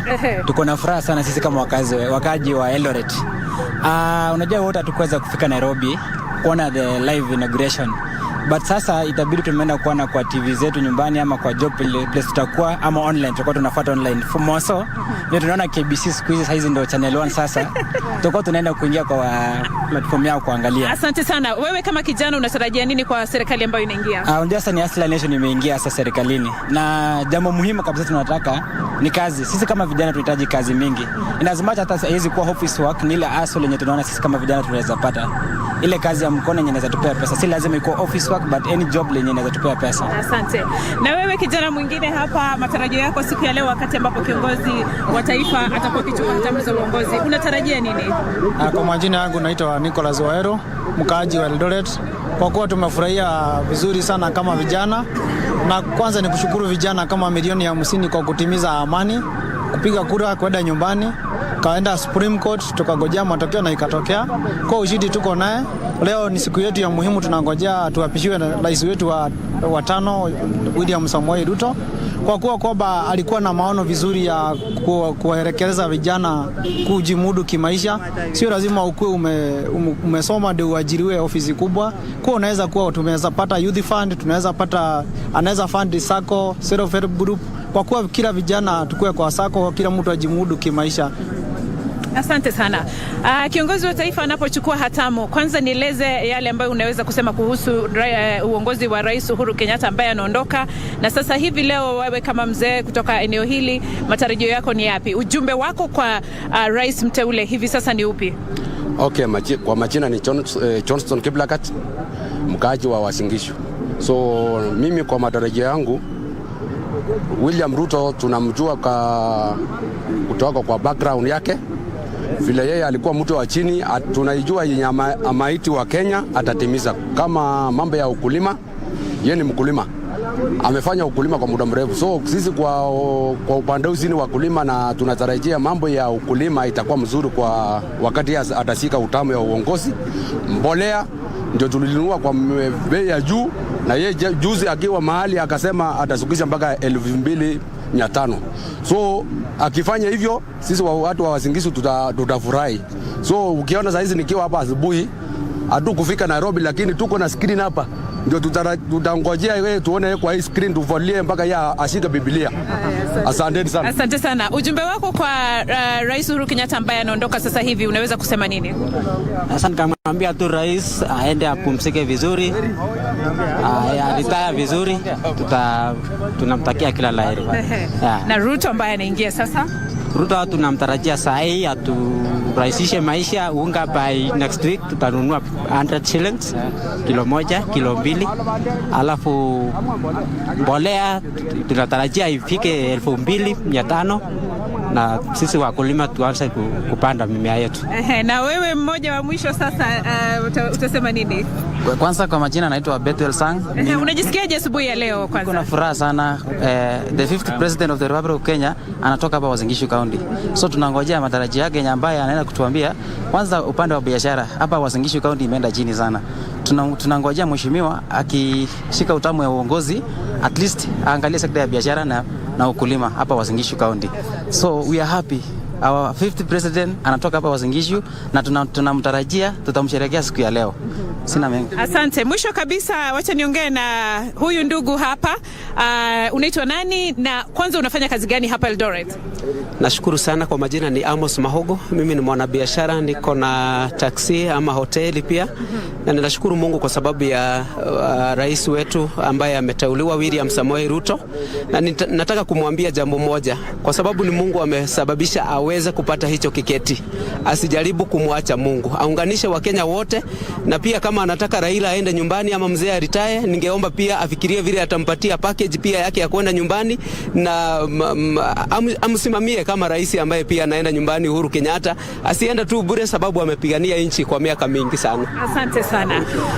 Regina Manyara, kama jinsi ambavyo unaona, kwa kweli hata upande huu wanataka kuzungumza, upande huu wanataka kutoa maoni, lakini kwa sababu ya muda sitaweza kuwapa kila mmoja nafasi ya kuweza kuzungumza. Lakini kwa wale ambao wameweza kuzungumza asubuhi ya leo, umeweza kusikia matarajio yao, wakisema kwamba wanatarajia rais atakapoingia na kuchukua hatamu zake za utawala hivi leo aweze kuangazia haswa masuala yanayohusiana na kilimo, kwani wakazi wa hapa wengi ni wakulima na wangependa bei ya pembejeo kama jinsi ambavyo aliahidi hivi majuzi, bei hiyo iweze kushukishwa na kuweza kufanya maisha yawe mepesi, ili wakazi na wafanyi biashara wa mji huu waweze kufanya biashara zao na pesa ziingie mfukoni.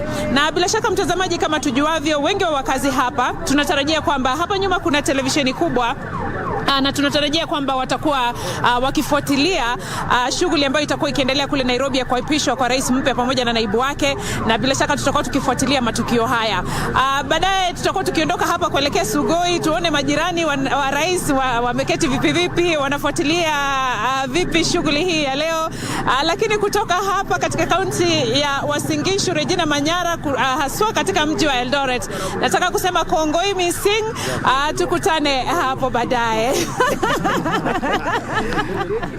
Shukran sana Beatrice Gatonye kwa hayo yote. Naona pia wakazi hapo wa Eldoret wanakuvisha, nasikia kwa lugha ya mama ni Tinderet. Sijui kama nimetamka hayo maneno vizuri, lakini nikijibu salamu yako ya hali ya awali na Kalenjin, naweza jibu tuna Kimeru niseme muga mono.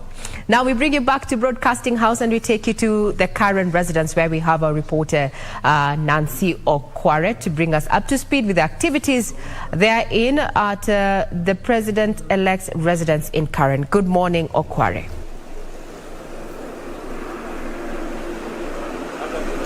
Well, a very good morning to you, Regina. We are coming to you live from the Karen residence, that is the Deputy President's residence right here in Karen.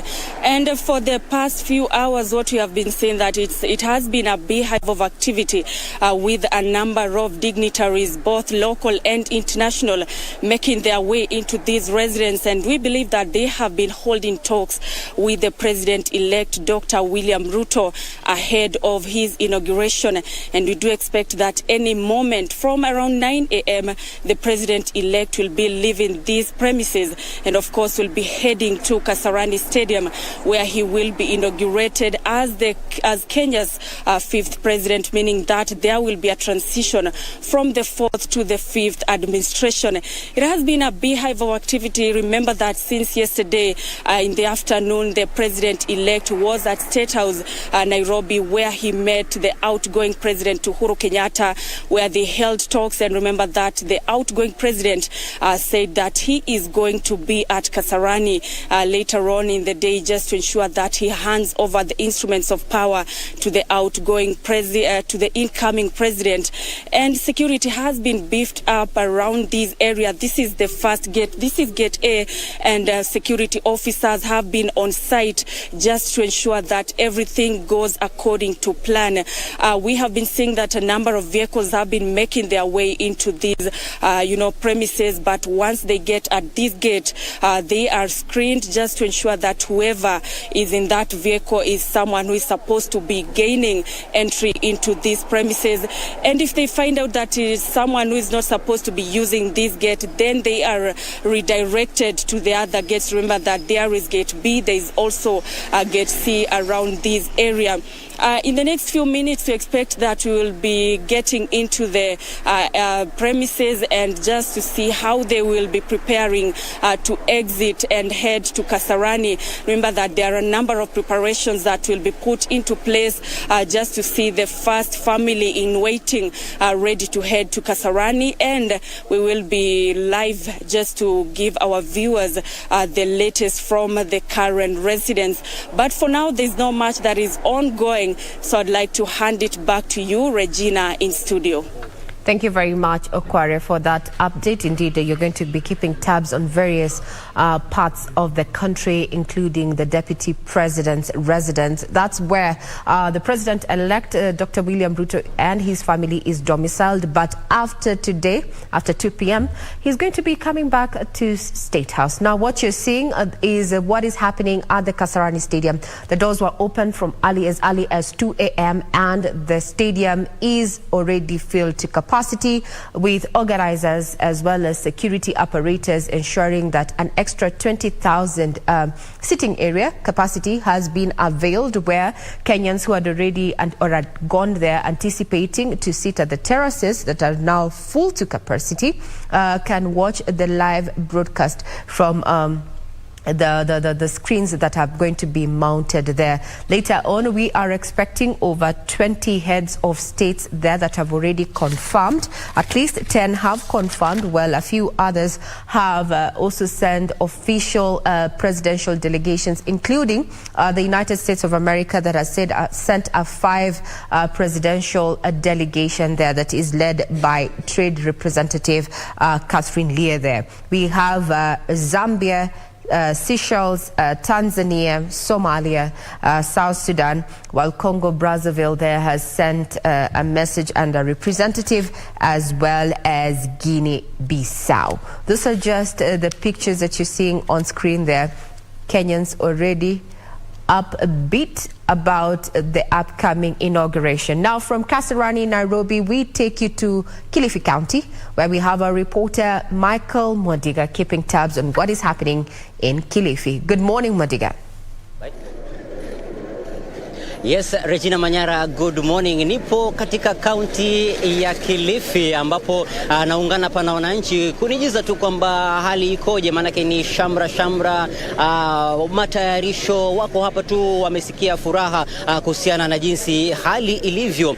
Manake tu ni kwamba leo ni ile siku kubwa, tukichukulia kwamba ama hali ilivyo ni kwamba rais mteule Daktari William Samoei Ruto anaapishwa rasmi kama rais wa 5 wa taifa la Kenya. Na nimetembea katika kaunti ya Kilifi kupata tu maoni ya wananchi. Hapa nipo katika eneo la Kibaoni na napatana tu na kaka, naeleza anaitwa nani na matarajio yao ni gani. Serikali inaingia mpya ya awamu ya 5. Kaka, unaitwa nani na tuambie kwamba unatarajia nini? Tizama kamera. Mimi naitwa Joseph Osoro, ni mwanabiashara katika hii town ya Kilifi. Natarajia mambo mengi zaidi kutoka kwa rais mteule. Zaidi ni wanabiashara wanaongojea ile ahadi aliyoiweka, na watu wengi wana imani kwamba atatekeleza yale anayeondoka kutekeleza. Kwa hivyo tunafuraha tuko katika watu wa hii kijiji, wa hii town. Kuna ukweli ni kwamba mtu huanzia badogo na anamalizia bakubwa. Kwa hivyo tuna uhakika, kwa sababu watu wote waliosimama hapa, Wakenya wengi ni wa hali ya chini, na yeye alianzia pale chini, na huyo mtu lazima atakumbuka wale watu wa chini na ataanza na wale watu wa chini. Na nina uhakika, kwanza niangalie maslahi ya wananchi wa Kenya kwanza, wale wa chini. Tena tuondolee hii kitu inaitwa CPC, kwa sababu mtoto anatumwa mkate maamri apeleke shuleni. Lakini tuangazie kwamba CBC ni mfumo uko umeletwa ili kuweza kurahisisha wakati wanafunzi wanatoka shuleni wao wanaweza kujitegemea. Lakini katika masuala mazima ya masuala ya miundombinu na uongozi, masuala ya biashara, mnatarajia nini kama watu wa Kilifi ili maisha yaweze kuimarika? Kwanza kitu kikubwa ni miundo msingi. Kidogo anaondoka amejaribu kufanya. Tuhitaji Rais Ruto anapoingia kwanza aangalie huko kwenye vijijini, maana kunahitajika maji kama Bamba, Ganze, Jira, kunahitajika maji. Kitu ya kwanza kunahitajika ukulima, na yeye tuna uhakika yeye kasi yake kubwa ameifanya kwa waziri wa kilimo, alifanya mambo makubwa. Kwa hivyo tunatarajia katika Kilifi County yetu kwanza aangalie mambo ya kilimo, watu wapate maji, hospitali zetu ziwe na madawa. Tunahitaji mambo yale ambayo ni muhimu kuliko yale madogo yale tunafanyiwa. Hatuhitaji mtu aje kufanya vitu vikubwa ambavyo avisaidie ule mwananchi wa kawaida. So tuhitaji hizo barabara zijengwe, tuhitaji vitu zote sifanyike kwa sawa. Na mshukrani sana. Pia nitakuwa naweza kupata maoni pia ya baadhi pia wakazi kutoka katika kaunti ya Kilifi. Kaka karibu. Ni kwamba kidogo wanaona haya kwa kamera, lakini pia kuna kaka hapa. Baba, tueleze unaitwa nani na matarajio yako ni gani sasa serikali ya awamu ya 5 inapoingia? Utakuwa unatizama kamera. Mimi naitwa John Kaindi. Angalia kamera. What I want is peace in this country. Peace is very important. The election has gone and the politics will continue, but we need peace politics. Those who win, those who lose, they should maintain peace. Because now we wait for what will happen, and what we need is a president to serve all people in this country. And that is very important. And I think what we can say for the incoming president is to make sure peace is there and intimidation should not be there. Because if he can pull out his arms to intimidate us, we not live the free, fair, how we have been living. And this, the speculation which has been going on, and we don't need to see it anymore. Okay, so tunatarajia kwamba Kenya iweze kusonga mbele, wananchi wote wakae kwa amani, na kwamba walioshinda na walioshindwa waweze kuwa kitu kimoja. Na makubwa zaidi, wewe kama mkazi wa Kilifi unatarajia nini? Mimi kitu natarajia, my president is Mungaro, my governor and the top government. But Mungaro should make sure that the problem we have in this Kilifi is losing maji every now and then. Okay. And some document which has been going on, some has stopped, some has going on. That's why Mungaro should pull up his socks to save us.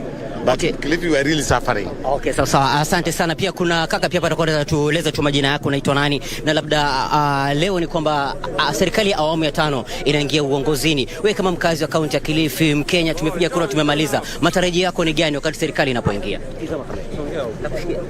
Asante sana. Kwanza kabisa majina yangu ninaitwa Bernard Kai Nzaro. Ninatoa shukrani jambo la kwanza kwa Mungu kwa sababu ya ushindi wa Daktari William Samoei Ruto.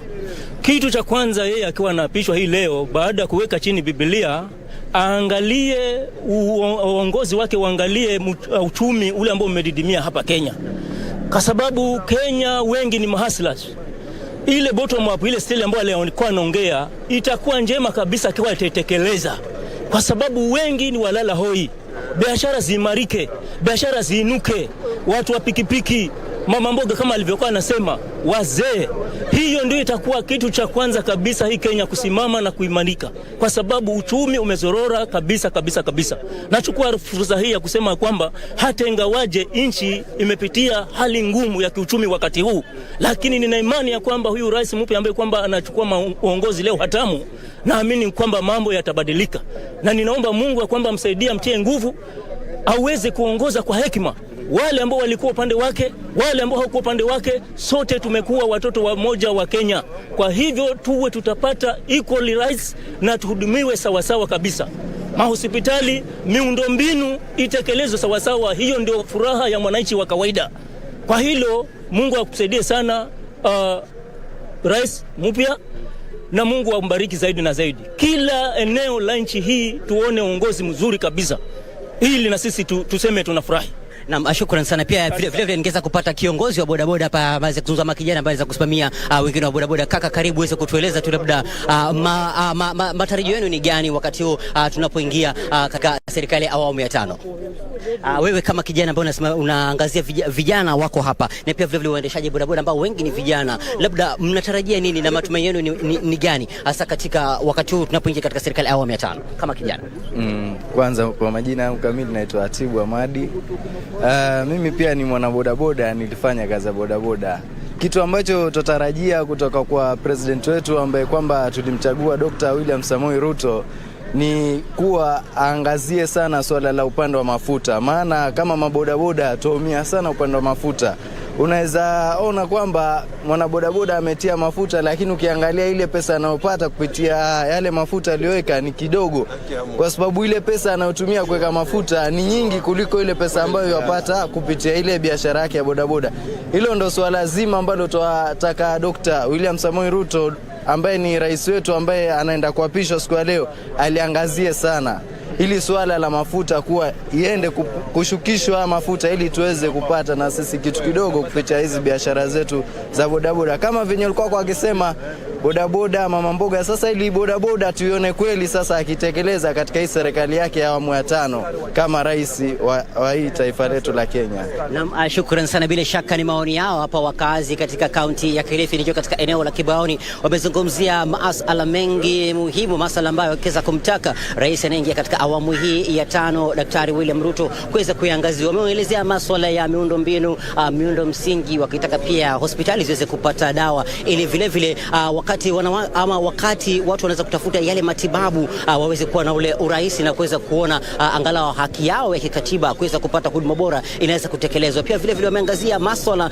ya hali ya kawaida ya mwananchi ili kuweza kuhakikisha kwamba hali yake kimaisha imeweza kuinuliwa. Pia vile vile masuala ya biashara, wakitaka biashara ziweze kuangaziwa. Kiangazia kaunti ya Kilifi ni mojawapo ya kaunti kubwa ambazo zimejikita katika eneo zima la Pwani, na hapa katika kaunti ya Kilifi mengi ama hali ya kiuchumi ni kwamba kuna uvuvi na pia vile vile kuna masuala ya ukulima na rasilimali nyingi katika kaunti ya Kilifi, na pia vile vile ni mojawapo ya zile kaunti ambazo zinasifika sana katika masuala ya utalii, zikiwa na fuo za bahari zenye kupendeza na hoteli hoteli za nyota 5 wanavyosema katika lugha ya Kiingereza, hoteli ambazo zinakubalika katika rubaa za kimataifa. Kwa hivyo masuala mengi hapa wakitaka hasa pia vile vile masuala ya ajira kuweza kuangaziwa, vijana kuweza kupata ajira. Kwa hivyo ni mengi tu ambao wameweza kumwelezea rais mteule marais anaingia kwa sasa Daktari William Ruto ili kuweza kuyatekeleza. Kwa hivyo tumekita kambi katika kaunti ya Kilifi kukupasha tu jinsi hali ilivyo shamra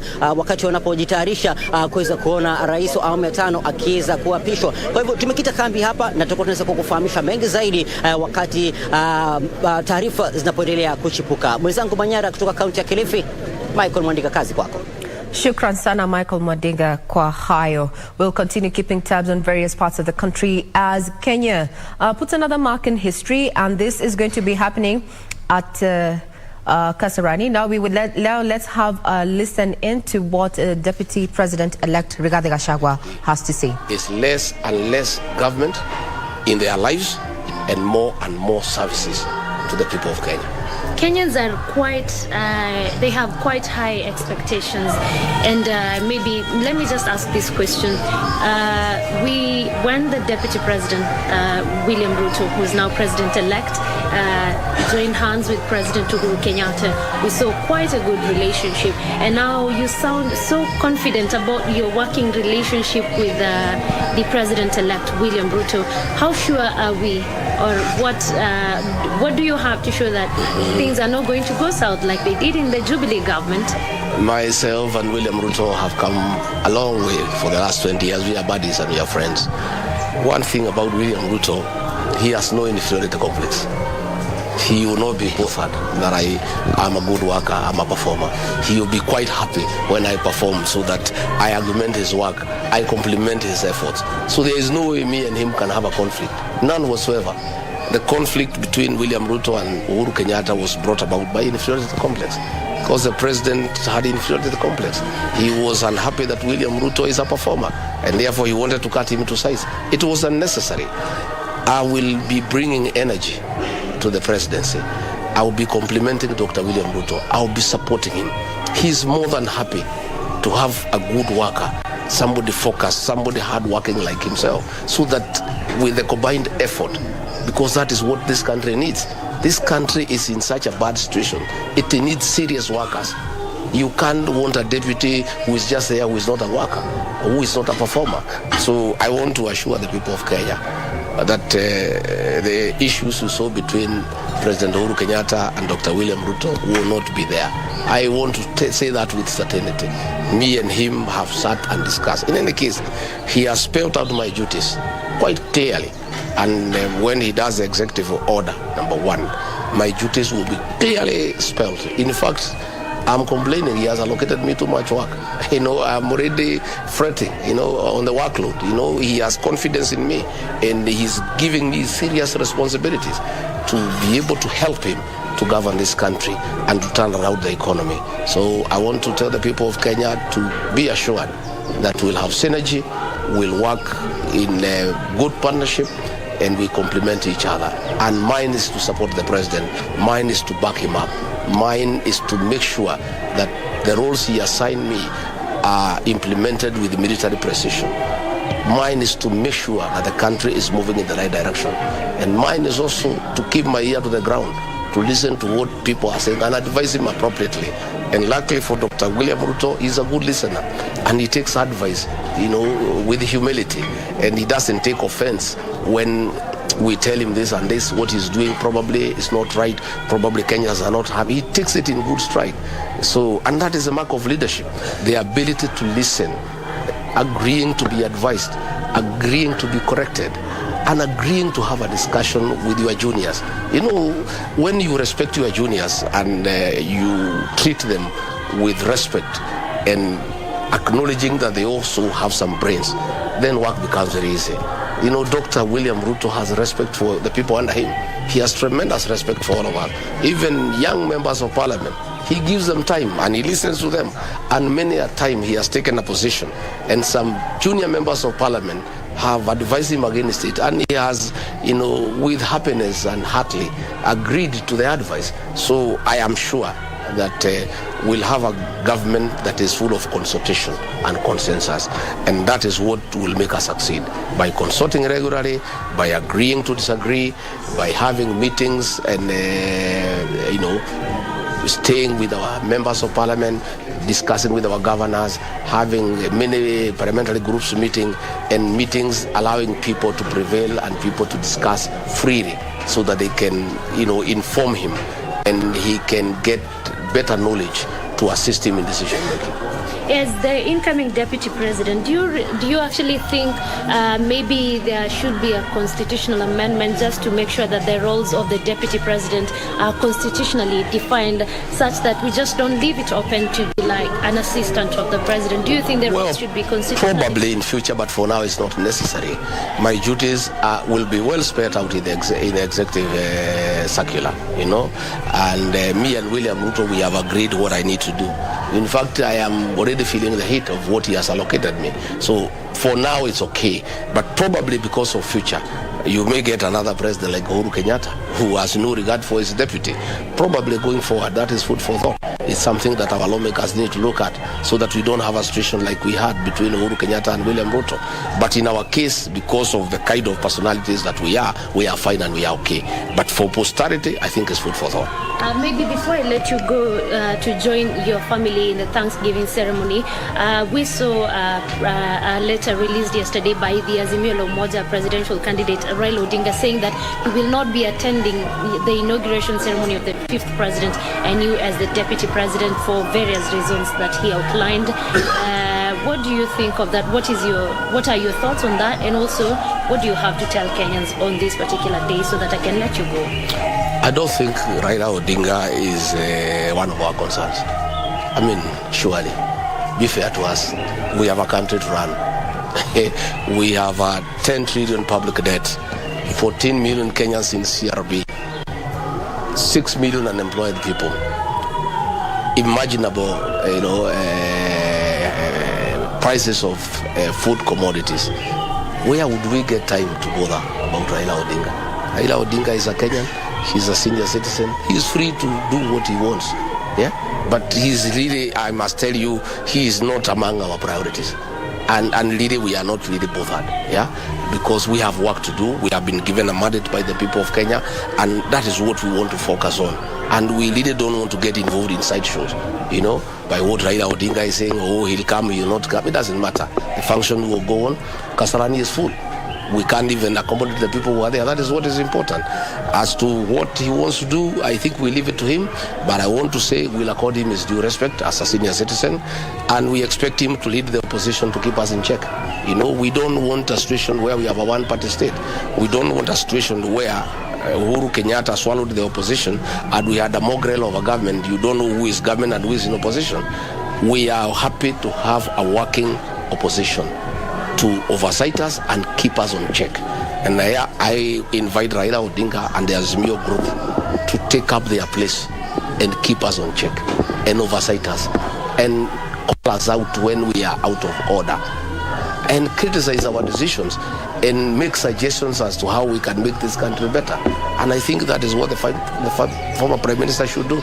immediately take up his role and lead Azimio in keeping us in check and oversighting us and making sure that we are held to account. Because it's important that we be held to account for what we do for this country. One question from the national broadcaster. Thank you very much, Your Excellency. This is Gishoki Wachira. Looking at the just concluded polls, out of 22 million registered voters, 7.1 voted for you and William Ruto, 6.9 voted for Azimio, while another like 7 million did not abstain from the vote completely.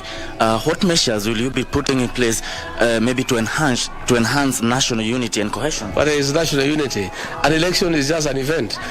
The fact that people have voted this way and that way doesn't mean they are disunited. When I listen to the people of Kenya, people have moved on. It's only the politicians who are talking about bringing people together. Bring them together to do what? Kenyans have a new government and they want the government to start working for them. And we shall work for everybody, those who voted for us and those who did not vote for us. Kenyans are united by desire to be served by their government. Kenyans are busy with their daily hassles. The only people who are talking about a division are the political class. But the ordinary Kenyans, you have seen, they have moved on. They have refused to go for demonstrations. They have refused to protest. And Kenyans have moved on. What we need to do ourselves is to work for the people of Kenya. We will unite them by giving them service uniformly. That's the way to unite Kenya. You don't need to do anything else. Is to take development to every part of this country. Is to create a good working environment for all Kenyans across the country without discrimination. That is the way you unite the people of Kenya, by action, by working for everybody, by treating everybody equally, by having equity, by taking development to every part of this country. That is what we intend to do. Thank you. Your family is here, and a number of them, including the extended family. And how crucial actually have they been with you, including even your wife? That is my family is a wonderful family. When I got in trouble with the state because of my political stand, and the state unleashed very serious and brutal persecution mechanism, my family stood with me. My wife, Pastor Dorcas, she has prayed for me every day. She has walked with me. She has stayed by my side. She has never left me one day. My two sons, Kevin and Keith, are wonderful boys. They have been with me in very difficult times. Even when I was in prison, they were there for me, bringing me food, coming to check on me and encouraging me. My immediate family, the Gachagua family, has been with me in prayer and supporting me and urging me on. My extended family has been very good to me. And I want to tell the people of Kenya to take care of family. But at the end of it, those are your people. When things were very difficult for me, my very good friends ran away from me. My business partners betrayed me. Others disowned me. Others switched their phones on me. Others blocked me. Others disappeared when they heard I'm around. But my family never deserted me a single day. I want to urge the people of Kenya, please take care of your families. Show them love and compassion. Those are the only people, when the chips are done, you can rely on. All these other people can desert you, but family will also stand with you. And I'm entirely very grateful to my family for standing with me in very difficult times and circumstances. Just a quick last one. In 2013, we saw that is Deputy President William Ruto, who is now the President-elect, accompanied by then President-elect Uhuru Kenyatta, head to State House just in the few hours before the official handover, and have a moment actually with the outgoing President then, the late Mwai Kibaki.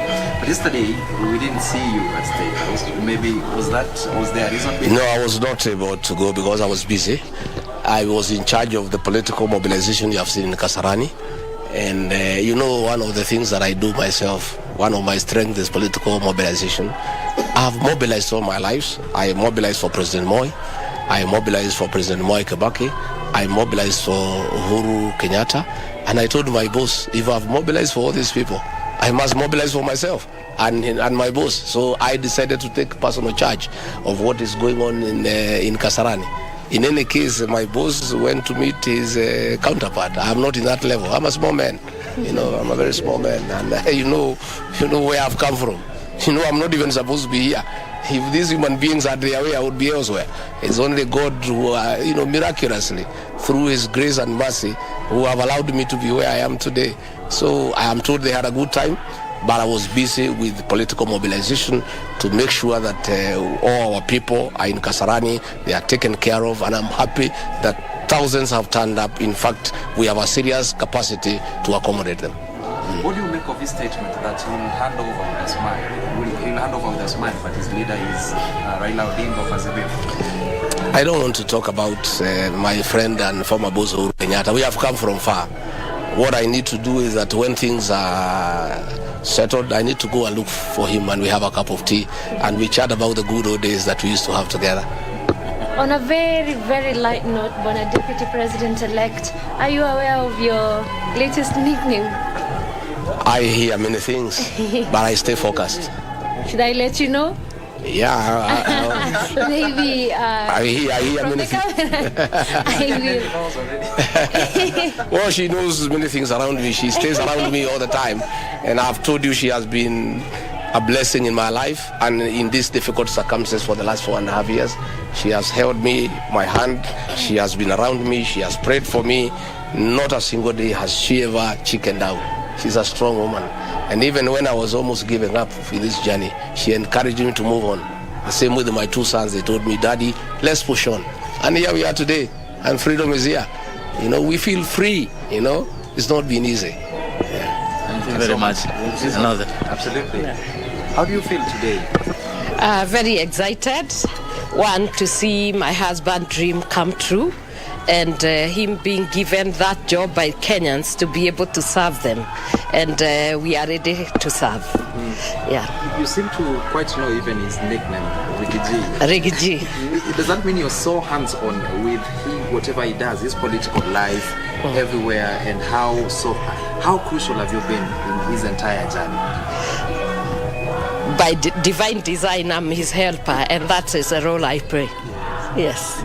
And you see, this other one, we have sons, and they always joke, we are family, and therefore they come and show his daddy and say, you know, this is what people are calling you, Rick G. Can you wear these my glasses and all that? It is interesting, even for him. Going forward, what should Kenyans expect? What role will you be playing? Supporting my husband, of course, and also taking my responsibility as a mother. Now, as a mother of the nation, together with Mother Rachel Ruto, we are going to do what a mother should do, nurture and help, and make sure that things are going on all right in the nation. Yes. Thank you very much. Thank you. How close is the second family to the first family? We are friends, very close, confidence, yes. Thank you so much. Thank you very much, Your Excellency. Indeed, as you can hear, that is indeed. Oh, well. Now, those are live pictures coming from Deputy President-elect Rigathi Gachagua's residence there in Karen, flanked by his beautiful wife, Pastor Dorcas, who has just said in her role to execute, she is going to be a mother, but now a mother to the nation. And also on a very light moment there, she told us that she's aware that a majority of Kenyans, especially on social media, refer to her husband as Rigiji. Now, as you can see, KBC Channel 1 has you covered in the event that you've not made it to the Kasarani Stadium. While we are broadcasting from various parts of the country, Bungoma there, we're in Uasin Gishu, we are in Kilifi, we are at the Central Business District, and above all, we are where history is going to be made once again, and that is the Kasarani Stadium there. And Kenyans thronged the Kasarani Stadium from early as 2 a.m. and provisions have been made for at least 20,000 more who could not fit into the stadium that is already full to the brim. We take a quick breather. We'll be right back with this special coverage of the change of guard, where Deputy President-elect, actually President-elect and his deputy are going to be sworn in, and we are expecting Deputy President-elect Rigathi Gachagua and his wife to arrive at the Kasarani Stadium at 11:35, and this is going to be 5 minutes before President-elect Dr. William Ruto also accesses the stadium. A quick breather, we'll be right back.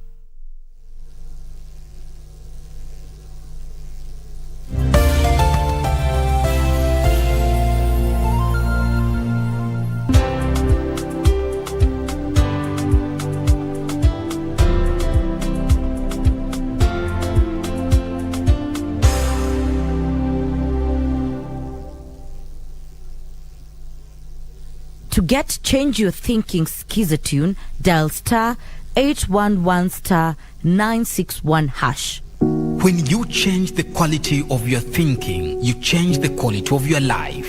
Sometimes instantly, just as positive words can make someone calm, smile or laugh, your thoughts will react to the world in real time. So, change the quality of your thinking. Dial star 811 star 961 hash. Star 811 star 961 hash. Walimu na wanafunzi mpo. KBC Channel 1 inakuwa darasani na kukuleta jukwani ili upate kuaminika. Asante Bwana Spika kwa kunipa fursa hii. Tayari kuwakariria shairi kwa kichwa. Kuelimika. Udhui gani ya lugha yanayojitokeza katika kauli hii ukirejelea mataifa mengi barani Afrika? Na kisha uburudike. Moja ni fahari yetu, baba, kina mama na watoto. Sauti za njiwa tamu sana. Sanaa ya Kiswahili, elimu na maarifa bila mipaka, kila Jumapili saa 7:30 papa hapa KBC Channel 1.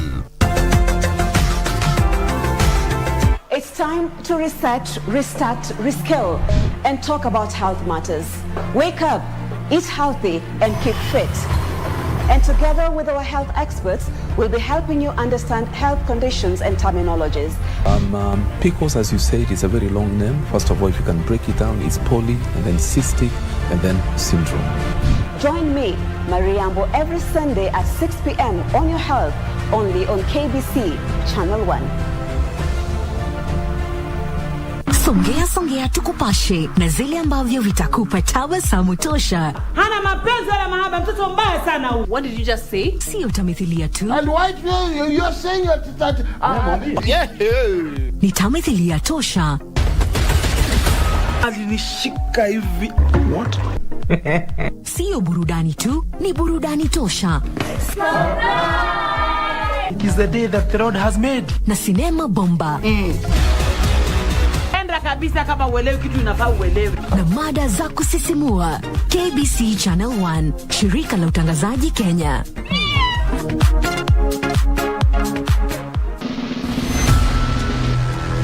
There's a new game in town. It's a game like no other. It's captivating. It's fun. Entertaining and refreshing. Which year was the film released? Correct answer.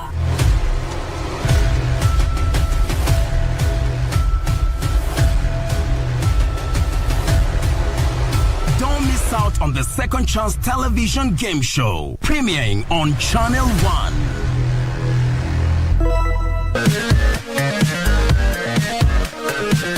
Hello there. Good boys gone bad. Eric Omondi has evolved from being a comedian to now being the king of chase. How does a gospel artist make money? Jaguar wept again. Anaweza kuwa celeb, anaweza kuwa na followers, but It's a time for artists to make bank. Right? How is your relationship with Zari, considering that she dates young? These are accessories. They do not make... Slap the guy. Yo, what's up? My name is Ted Josiah. I'm watching Pop Culture with Adhiambo with a Y.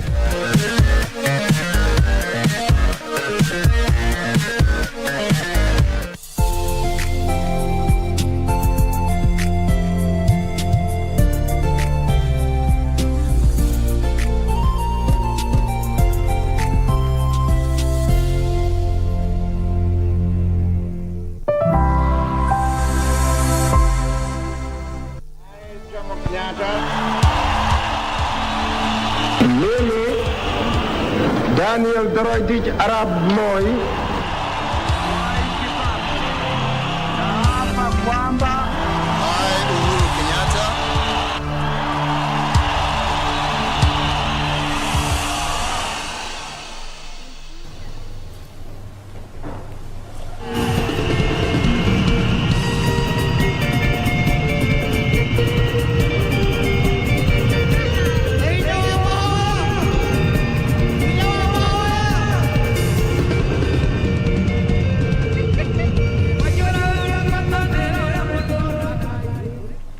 Good morning. This is a special coverage coming to you live from KBC Channel 1 there, The Change of God live. Let's have a listen to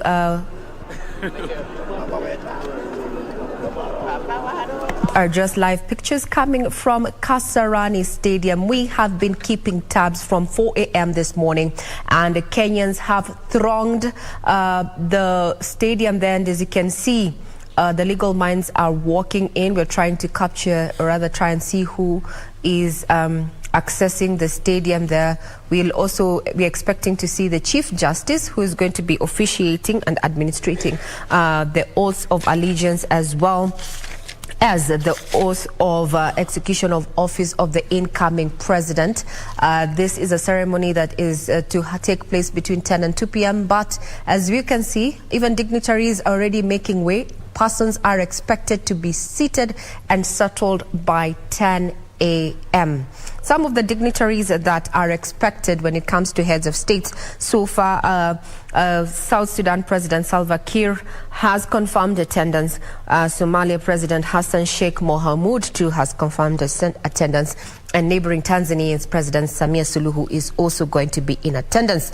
We also have representatives from the south, so to speak, where South Africa, we're going to have the vice president attending, and Nigeria as well, the vice president, as well as a vice president of Iran.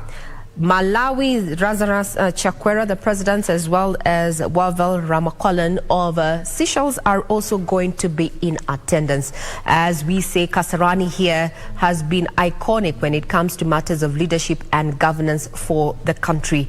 In 1992, Kasarani saw the birth of multipartyism, and today again Kenya is making history, and this is history that has been written for none other than Dr. William Ruto, the president-elect, who is going to be sworn in this mid-morning to afternoon there, having made history by being the first person in Kenyan history to make a stab at the presidency and succeeding his immediate boss or partner, if you like, outgoing President Uhuru Kenyatta in the just concluded August polls there. Dignitaries, members of the National Assembly and bicameral parliament, so to speak, are already making way to the Kasarani Stadium. As you can see there, the boys and girls in blue, so to speak, but yes, security tightened indeed.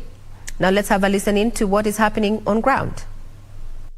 Sasa tunaingia Mandera na group ya Mandera imeingia kwa uwanja. Wapi kelele, wapi dulu, wapi shangwe. Wakenya mliamua, hamukuamua.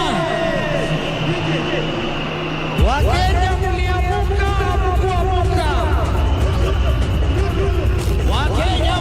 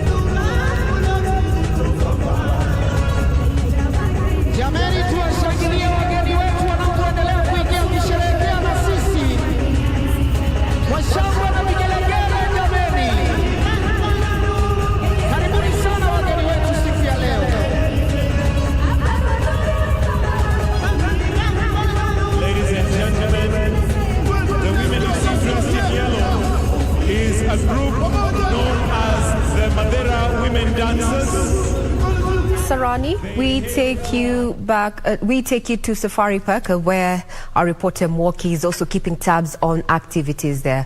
Mwoki, to you. Good morning. A very good morning and welcome to this live broadcast. We're coming to you live from Moi International Sports Center, Kasarani. This is just the footbridge that is at Safari Park Hotel. And of course, hundreds of people flocked the Moi International Sports Center, Kasarani for the big day. This is the big day for the 5th President-elect, William Samoei Ruto. And hundreds have come to witness the swearing in of the 5th President and his deputy, Rigathi Gachagua. I'll just be having a word with some of the Kenyans here who find time. Remember, today is a public holiday, a day that has been set aside for the swearing-in ceremony of President-elect Dr. William Samoei Ruto. Labda nizungumze na baadhi ya Wakenya hapa, waweze tueleza hisia zao ni zipi na waliweza kufika hapa mida ya saa ngapi. Labda nianze na huyu, hebu jitambulishe jina lako alafu tueleze hisia zako ni zipi leo. Asante sana. Kwa majina anaitwa Malik Kasachon. Natoka sehemu ya Kapenguria. Tumesafiri usiku kucha hadi hapa. Na tunashukuru Mungu kwa safari nzuri ambayo tumetufikia sisi hapa. Tunafurahia sana Ruto the 5th. Natoka mbali na ni hivyo ndio vile iko sasa.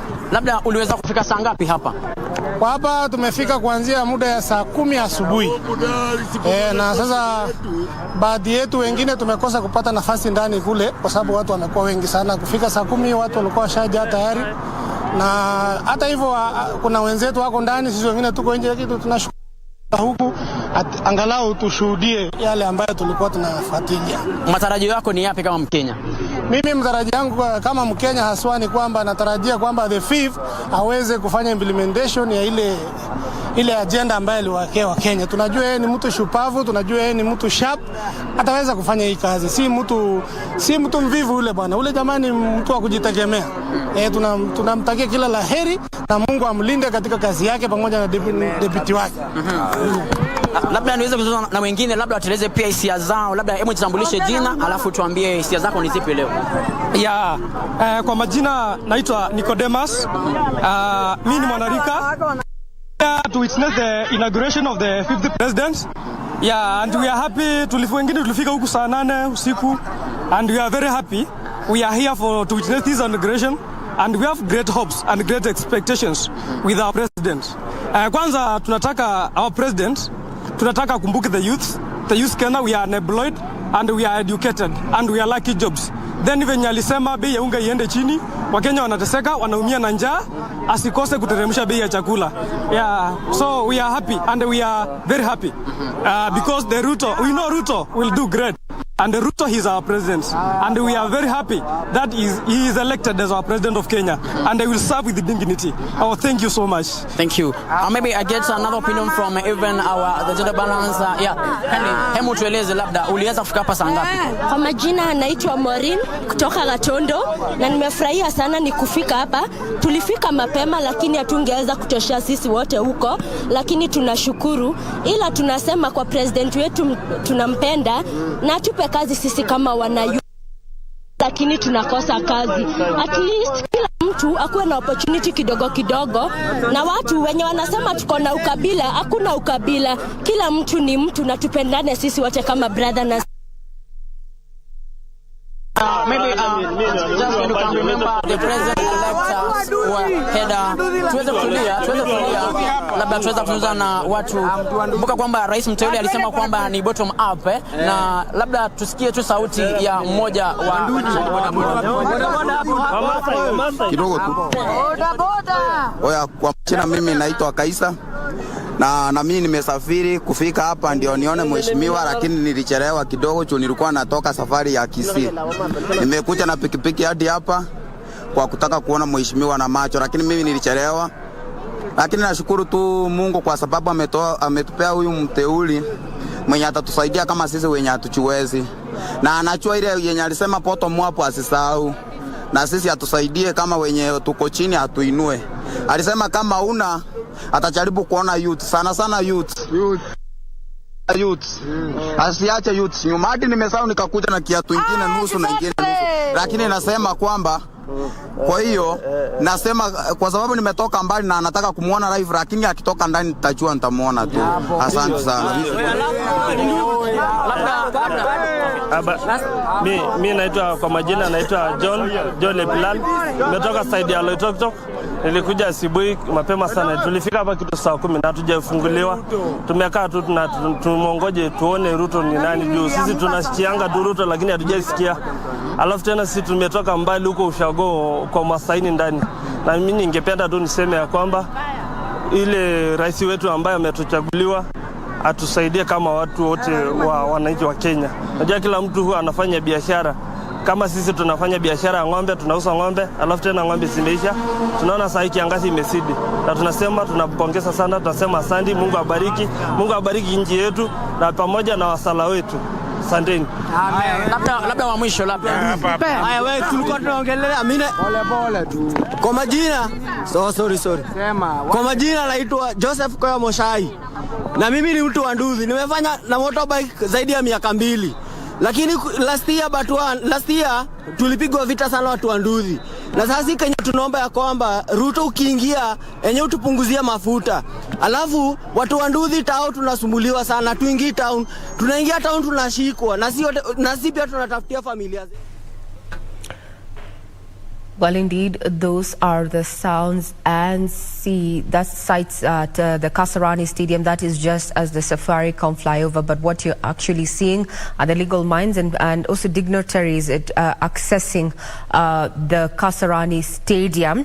We understand that President of Uganda, that is Kaguta Yoweri Museveni, he's on his way to the stadium there, and that is as per his official Twitter account. While President of Rwanda there, that is Paul Kagame, flew into the country yesterday evening. We are expecting them to be among the 20 heads of states that have confirmed attendance for this inauguration ceremony there. Quite a representation there. We also have, we're expecting the president of Burundi, Evariste, there to show up any minute from now. As per what is required is at 10 a.m. dignitaries, members of the public to have sat down and settled, maybe for entertainment. And what you're seeing is a team of women from Mazera there who have been entertaining crowds at the Kasarani Stadium. This is already full to the brim, and as you've heard from one of the Kenyans who actually got onto his bike, he has not told us at what point he left Kisii County all the way to Nairobi to just have a glimpse of the president-elect, Dr. William Ruto. I don't know how far Kisii is, but definitely it is not as close. And those who come, we have those who come from Kisii here and that want to take, maybe they can tell us, sorry, how far is Kisii, and would you hop onto a bike to actually come and be part of history? Definitely, I won't hop onto a bike, but Kisii is just close to 300 kilometers away, so it's possible to do a bike ride. If you do like a consistent 5 to 6 hours, you can be in Nairobi. So if this person was already there by 6 a.m., if those are 6 hours, they started their journey at close to midnight? Yes. Also introducing our other guest to join this panel this morning on KBC Channel 1, where we're giving you special coverage of this auspicious occasion, is none other than Henry Kurauka. From what you have heard, Henry Kurauka, now that you have joined us, expectations of Kenyans are quite rife, and the conversation is centering around at least 3 main things. The high cost of living. They want the food prices to come down with immediate effect. If I can take you back to what they said in Bungoma, is that when the president lifts the Bible, takes the oath, and actually he puts the Bible down, they want the prices of unga to come down. How feasible is this going to be? Yes, thank you very much. It is true, there are very high expectations. Of course, we all want a fair economy because our cost of living is very high. We are expecting the new government to reduce fuel prices, to reduce food prices, and the basic needs prices. We also expect so many people to access credit and to be removed from the CRBs. Secondly, We expect the new government to tackle a number of other issues. Well, it seems that we are not getting you loud and clear. Maybe Troy, you can take it away as we just see Nairobi Governor Sakaja also joining the number of Kenyans who have gone to be part and parcel. Yes, indeed.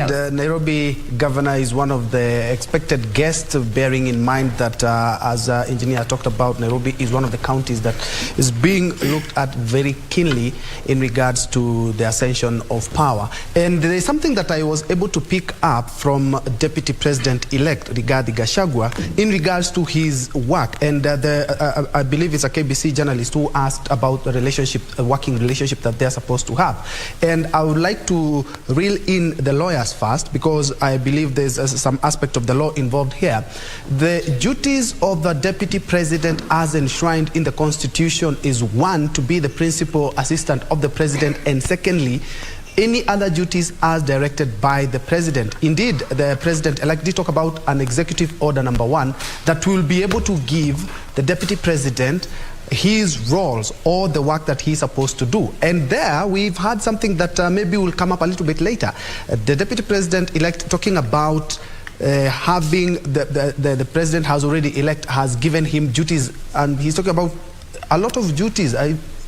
How is the executive order, and how far can you stretch it? We've seen a number of executive orders by the President in regards to the Deputy President's role as enshrined in the Constitution. Kurauka Gishore? Yes, thank you for that question.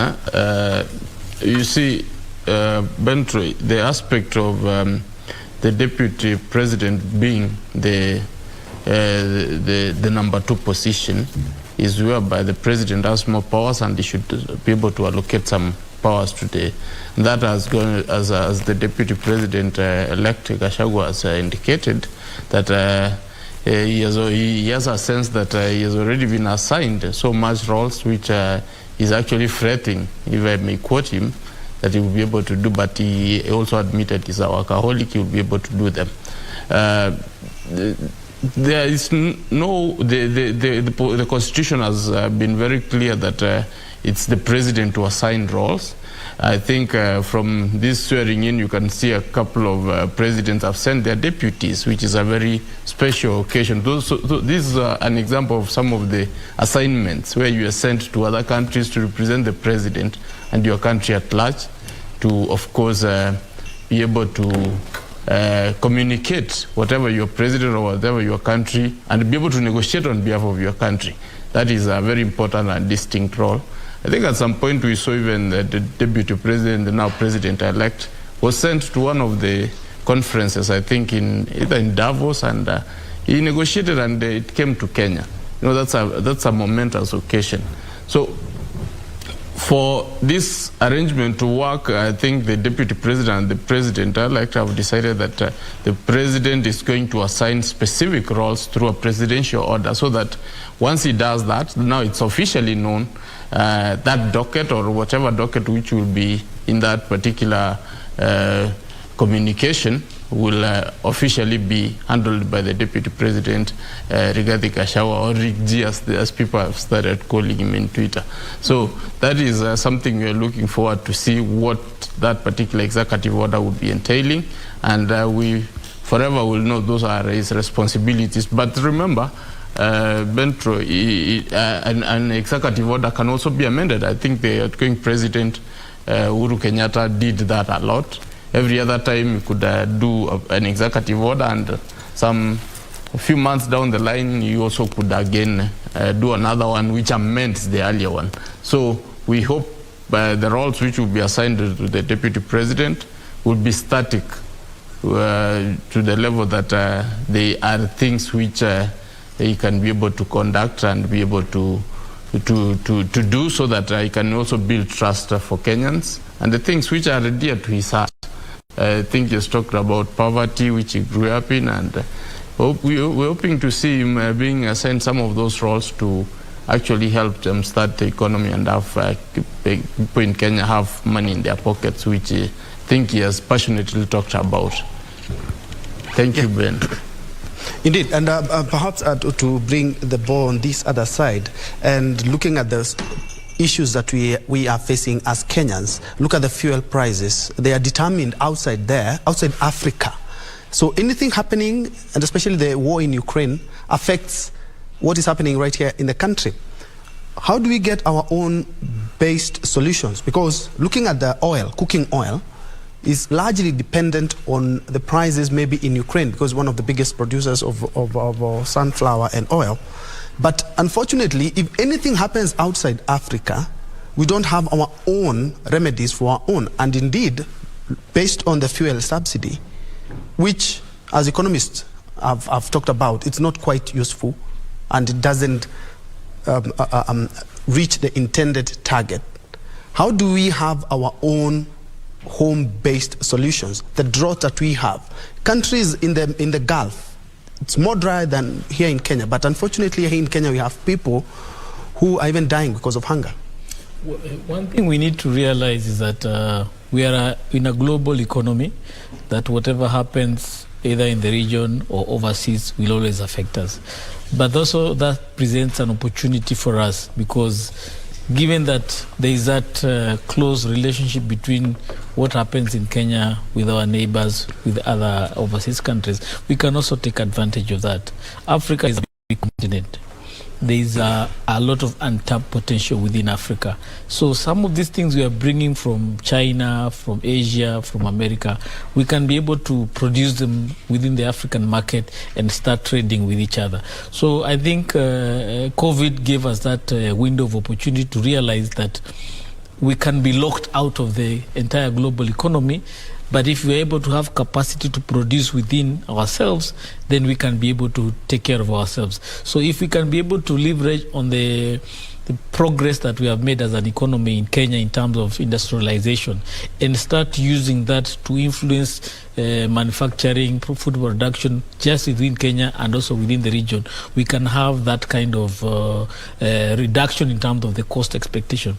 Remember, a company like Bidco had some time back contracted farmers in Uganda to plant palm oil so that we can stop relying on palm oil from Malaysia. Okay. There was this suggestion of soya beans being planted in Kenya so that we can also start relying on soya beans produced here. So that opportunity is there.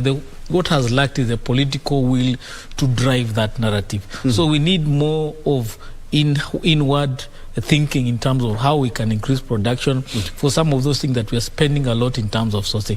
And William Ruto has alluded to that we need to start producing more, and there will be a lot of investment so that we can also save ourselves on the foreign exchange. All right, and as you can see on your screen there, split screen of what is happening in Kasarani. You have some people dancing there, and let's first of all listen into the sights and sounds from Kasarani.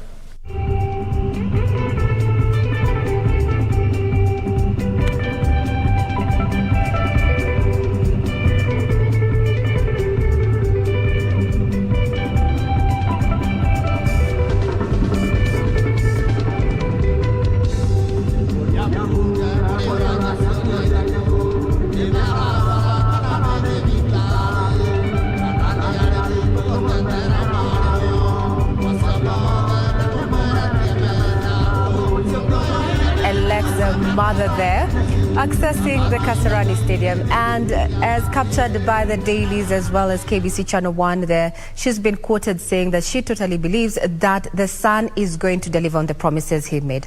Let's see if we can get the sound there.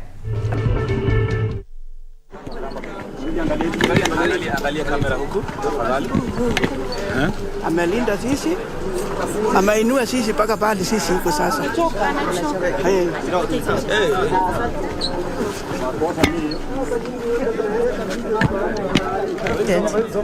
Several times saying that she is confident that her son, that is the President-elect William Ruto, who is going to be taking an oath of office in not too long, is going to deliver. Let's have a listen into more of what Kasarani has to offer.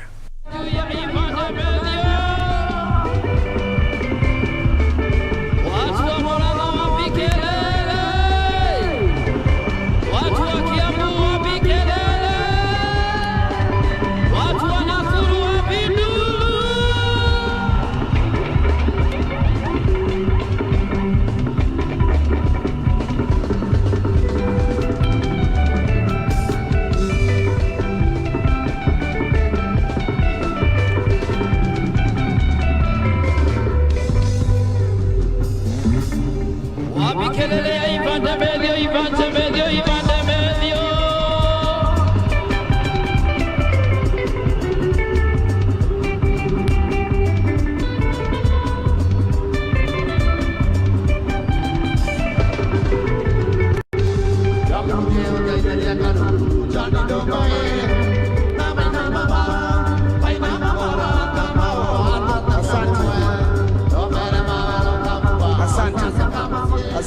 Asante sana. Wapi kelele wewe? Ataendelea kidogo tu, tangazo moja tu. Waandishi wa habari wote walio kwenye uwanja, mnaomba tafadhali muweze kwenda kwenye mahali mmetengewa. Kuna bendera ambayo mnaiona kwenye mkono wangu wa kulia. Tafadhali tuende tusimame hapo ndo tupangwe tafadhali. Kindly, members of the fourth estate, let us go to where the flags are. Behind the flags, we would like to have where you've been designated, tafadhali. Kwa hivyo tunaomba members of the fourth estate, kindly let's move towards that as we continue with the entertainment. We'd like to clear the field as we get ready to begin the occasion and the ceremony for today. So kindly let us clear the field immediately. All members of the fourth estate, tafadhali, to get to where the flags are so that we can proceed. Tafadhali. Well, as you can see, the MC there calling the stadium to order. It is exactly 9:38, so shy of 28 minutes, 22 minutes there to go, where everyone should be settled to give room for further entertainment now officially taking place at the center of the stadium there. And as you can see, this is the dais where we're going to have the deputy president-elect as well as the president-elect, as well as their spouses and the Chief Justice also going to sit as the ceremony kicks off. You're also seeing a few representatives of the judiciary. Remember, this is the oath of allegiance as well as the oath of the it's called execution of the presidency. Some of the two oaths that President-elect there, Dr.William Ruto, is going to be swearing into to just usher in an era of his new administration. We are scattered across the country, including Bungoma, including Kilifi, Uasin Gishu County, and just to monitor the field. But as you can see from the pictures on your screen, it's quite a momentous occasion there. Dressed in the party colors, UDA, you can see women. And I like what earlier we had from the Secretary General UDA there and nominated Senator there, Veronica Maina, saying that among her expectations is that once the cabinet lineup is actually out, that we're going to have at least 50% of representation that is women. And we say it's a patriarchal society, but the way things are looking, it's not just Kenya alone. The future is indeed female. Those are just sights and scenes. Kenyans arrived as early as 2 a.m. It's already filled to capacity, and anytime right from now, we're going to be witnessing the live performances as scheduled by the MC's card there to entertain crowds that are eagerly anticipating the arrival of President-elect William Ruto. A majority of them have left their businesses. Yes, it is a public. Yes, you can see there. We assume that that is a dad and the son donned in the party colors, UDA there, and a flag there to go, coming to witness this moment in history there. I don't know if a majority of you have ever attended these public gatherings while you were growing up. I personally only did once when we were performing for the then President Moi there. But after that, I've not had the time to actually go for entertainment and patriotism. I don't know, Ben Troy, have you ever attended this ceremony, when you're not a journalist, Yes, and even you remember back in the late 80s, we used to do we were donning the Kenyan flags, and then we were making some PEs, so to say, donned in colors, making some figurative things like more or less like household equipment for Moi at the Moi Stadium in Embu back in primary school. And even if we were not able to go there, we were waiting for him at the roadside, you do remember, and he always had a bag of goodies, if you remember, always had a bag of goodies back then, just to underscore how the president and the primary schools and the schools as well are quite in sync when it comes to national events. Kids are quite elated in such events as well. Now, as you can see on your screen, I understand this, whenever there's a ceremony within the Kalenjin community, this is what they don on. It's a bit of grass, so to speak. I'm not too sure, Dr. Rotich, maybe you can tell us what we are seeing. For me, from where I sit, I'm seeing grass. What is that? In Regina, this is a sacred tree that is used in ceremonies. Ceremonies, which are very, very important ceremonies, like circumcision. During circumcision, you see such a plant. During marriage, you see such a plant. Big ceremonies like this one. So it signifies the sanctity of the ceremony itself. It is a very, very important kind of tree-like, and it is in our ceremonies, and we do adore it as a sacred tree. A sacred tree, yes, from where we said that signifies the cleanliness of the whole ceremony itself. Now, those are pictures. Dr. Thank you for that clarification. We thought they were grass, but now that's no, they are not grass. Now, these are pictures that are coming to you live from Karen. This is Deputy President's residence, but now that is where the President-elect has been, or rather is domiciled, but after today, he's definitely transiting into State House. What you're seeing on screen there is Ababu Namwamba as well as Davis Chichur there having a conversation. We expect like 25 minutes to 12 or 35 there. The president is going to be making way to Kasarani Stadium. Now we take you to the CBD with Austin there, our very own, to just bring us up to speed with activities within the CBD. To you, Austin, good morning.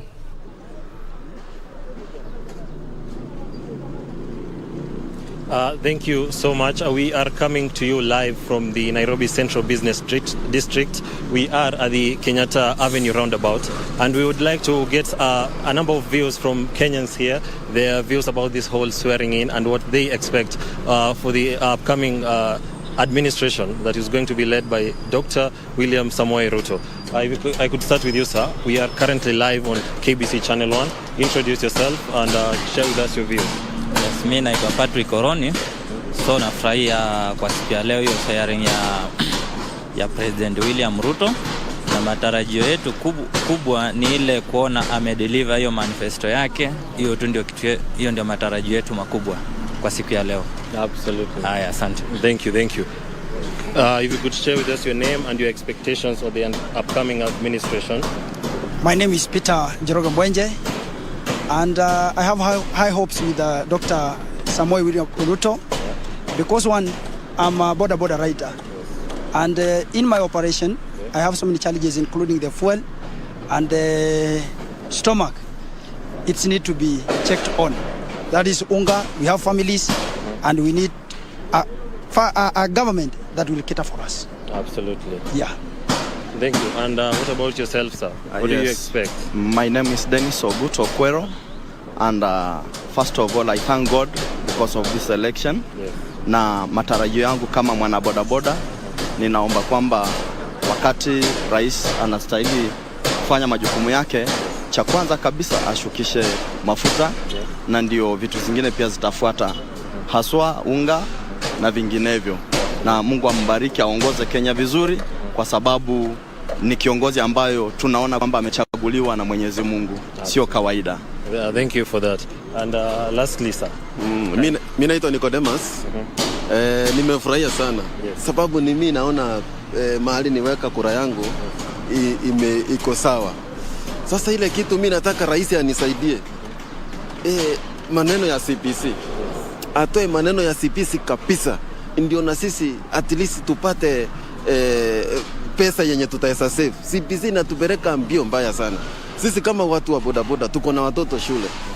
Mtoto anatungojea jioni tuende kumfanyisha homework. Haya, sasa kuenda kumfanyisha homework anataka tena pesa ya kwenda kufanya nini? Kufanyia sijui ni printing, kwenda kununua sijui ni nyama kilo moja apeleke shule. Sasa hiyo maneno ya CPC tolewe kabisa. Hiyo ndio kitu naomba tu atusaidie.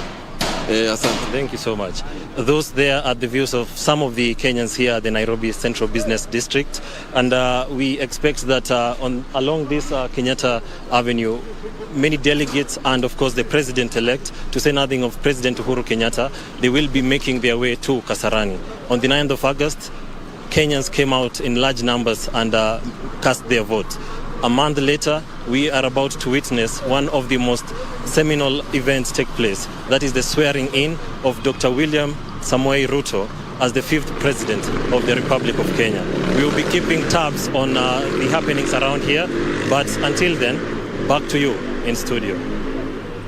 Thank you very much, Austin, for that update, what is happening at Kenyatta Avenue there.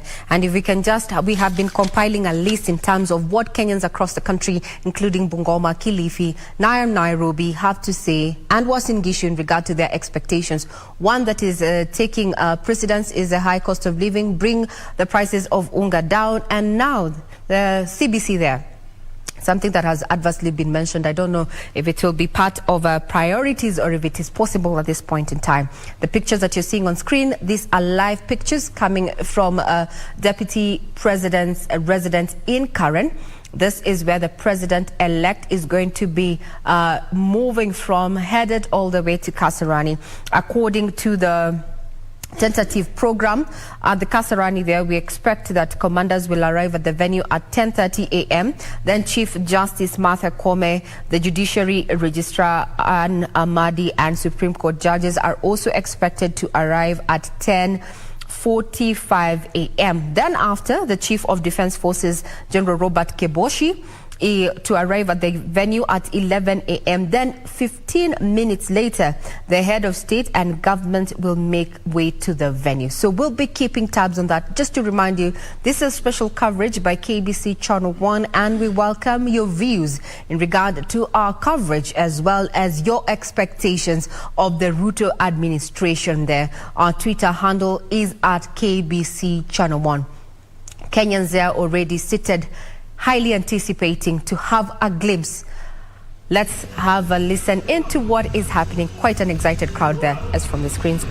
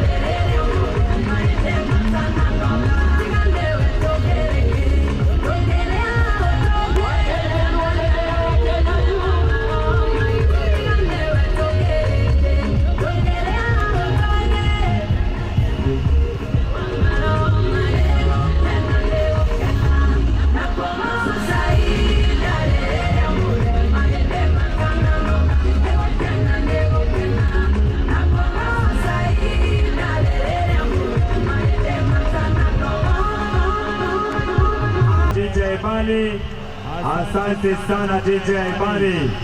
Wananchi tunazidi kuwakaribisha tunapojiandaa kuingia kwenye ratiba rasmi. Wageni wetu tunazidi kujiunga nasi, nikiomba wale wote ambao wako kwenye jukwaa rasmi, tukisha waleta wageni wetu tunapeana nafasi kwa wale wanashughulikia itifaki ili kuweza kuwapa wageni wetu nafasi ya kuketi. Ningependa kuwakaribisha nyote, ikiwa ni siku ya furaha siku ya leo. Mwenyezi Mungu ametujalia siku njema, nchi iliyojaa nyama, maziwa na asali, nchi ya Jamhuri ya Kenya. Siku ya leo tunapomwapisha rais wetu wa 5 wa Jamhuri ya Kenya, Mheshimiwa Rais Daktari William Samoei Ruto. Na ili kuweza kuingia katika nafasi nyingine, ningependa kupisha bendi yetu ya utawala, bendi ambayo inajulikana kwa wimbo wao ambao ni utanikumbuka, dunia haina wema. Siku ya leo wamejiandaa kwa muziki mbalimbali, ikiwa ni njia ya kujitayarisha kuwalaki wageni wetu rasmi. Utawala banda, twende kazi.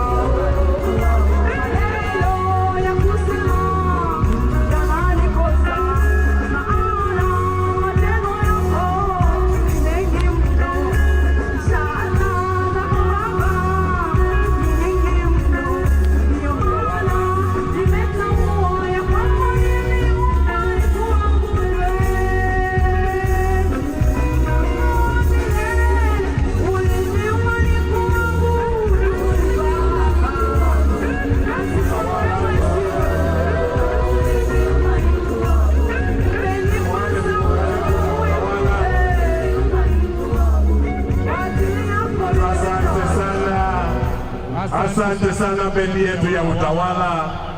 Niombe tena kwa heshima wale tulio kwenye jukwaa kuu, kila mmoja wetu achukue kiti chetu.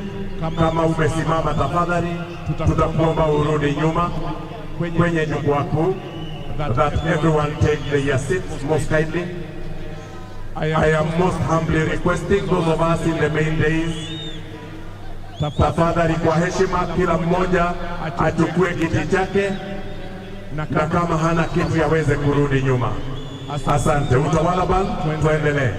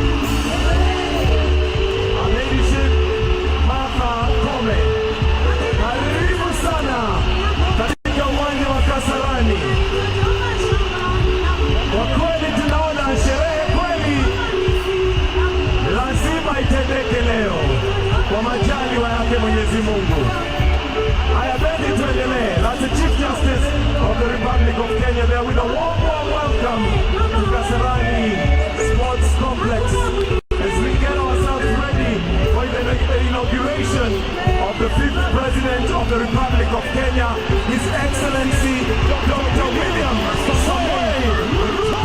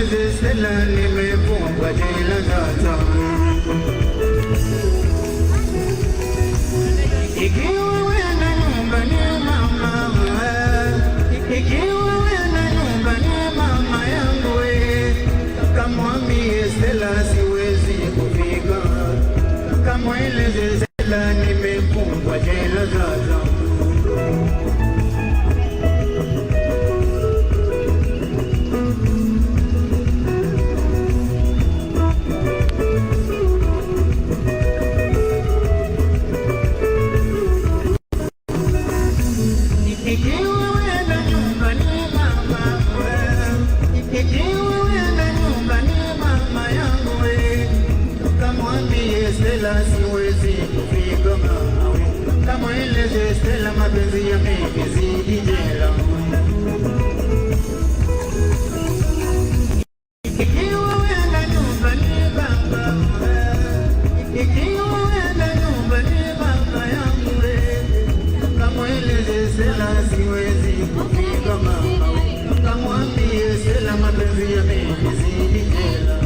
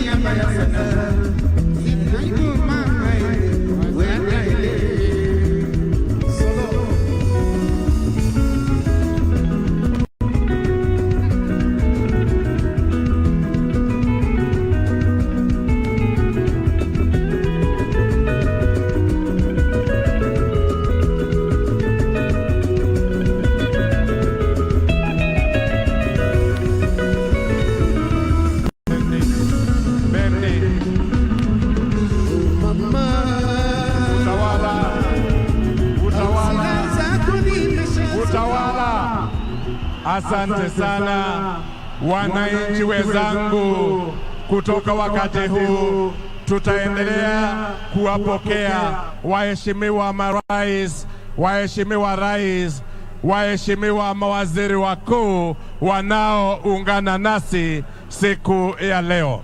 Tuzime mziki tafadhali. Tuzime mziki, asante. Basi sasa wananchi wenzangu, naomba tumkaribishe kwa shangwe Mheshimiwa Cleopas Dlamini, waziri mkuu wa ufalme wa Eswatini. Tumkaribishe kwa shangwe His Excellency Cleopas Dlamini, Prime Minister of the Kingdom of Eswatini. Welcome, Your Excellency, sir. Band, tuendelee. Tuendelee bendi.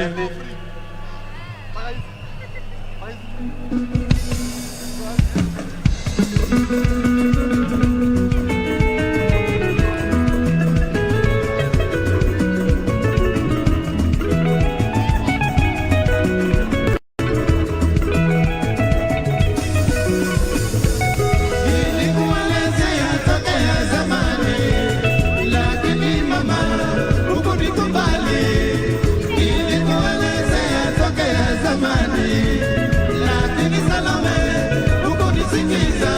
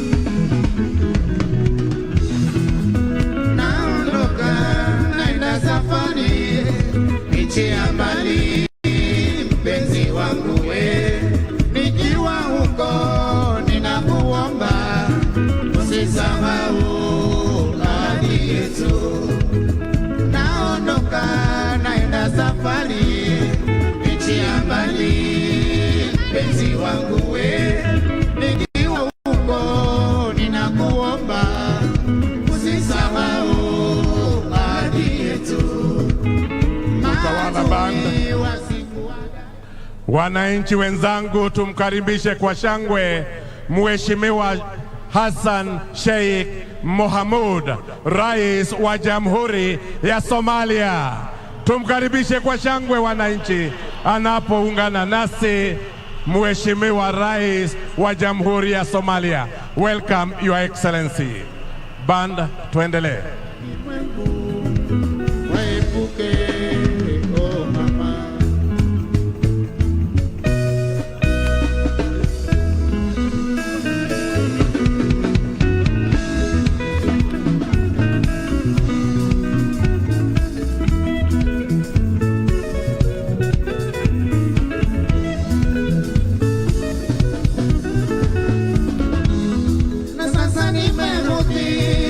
Nyumbani kwangu nimekukuta mama, siri umetoa. Tangu lini gari moja likaendeshwa madereva wawili kwa wakati moja? Aibu imenipata sio ndogo, na kurudisha kwenu yangu nawe amekwisha. Na sasa nimerudi nyumbani kwangu, nimekukuta mama, siri umetoa. Tangu lini gari moja likaendeshwa na dereva wawili kwa wakati moja? Aibu imenipata sio ndogo, na kurudisha kwenu yangu nawe amekwisha.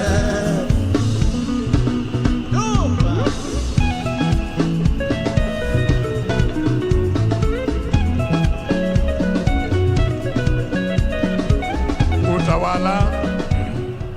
Basi wananchi, tumkaribishe kwa shangwe Mheshimiwa Samia Suluhu Hassan, Rais wa Jamhuri ya Muungano wa Tanzania.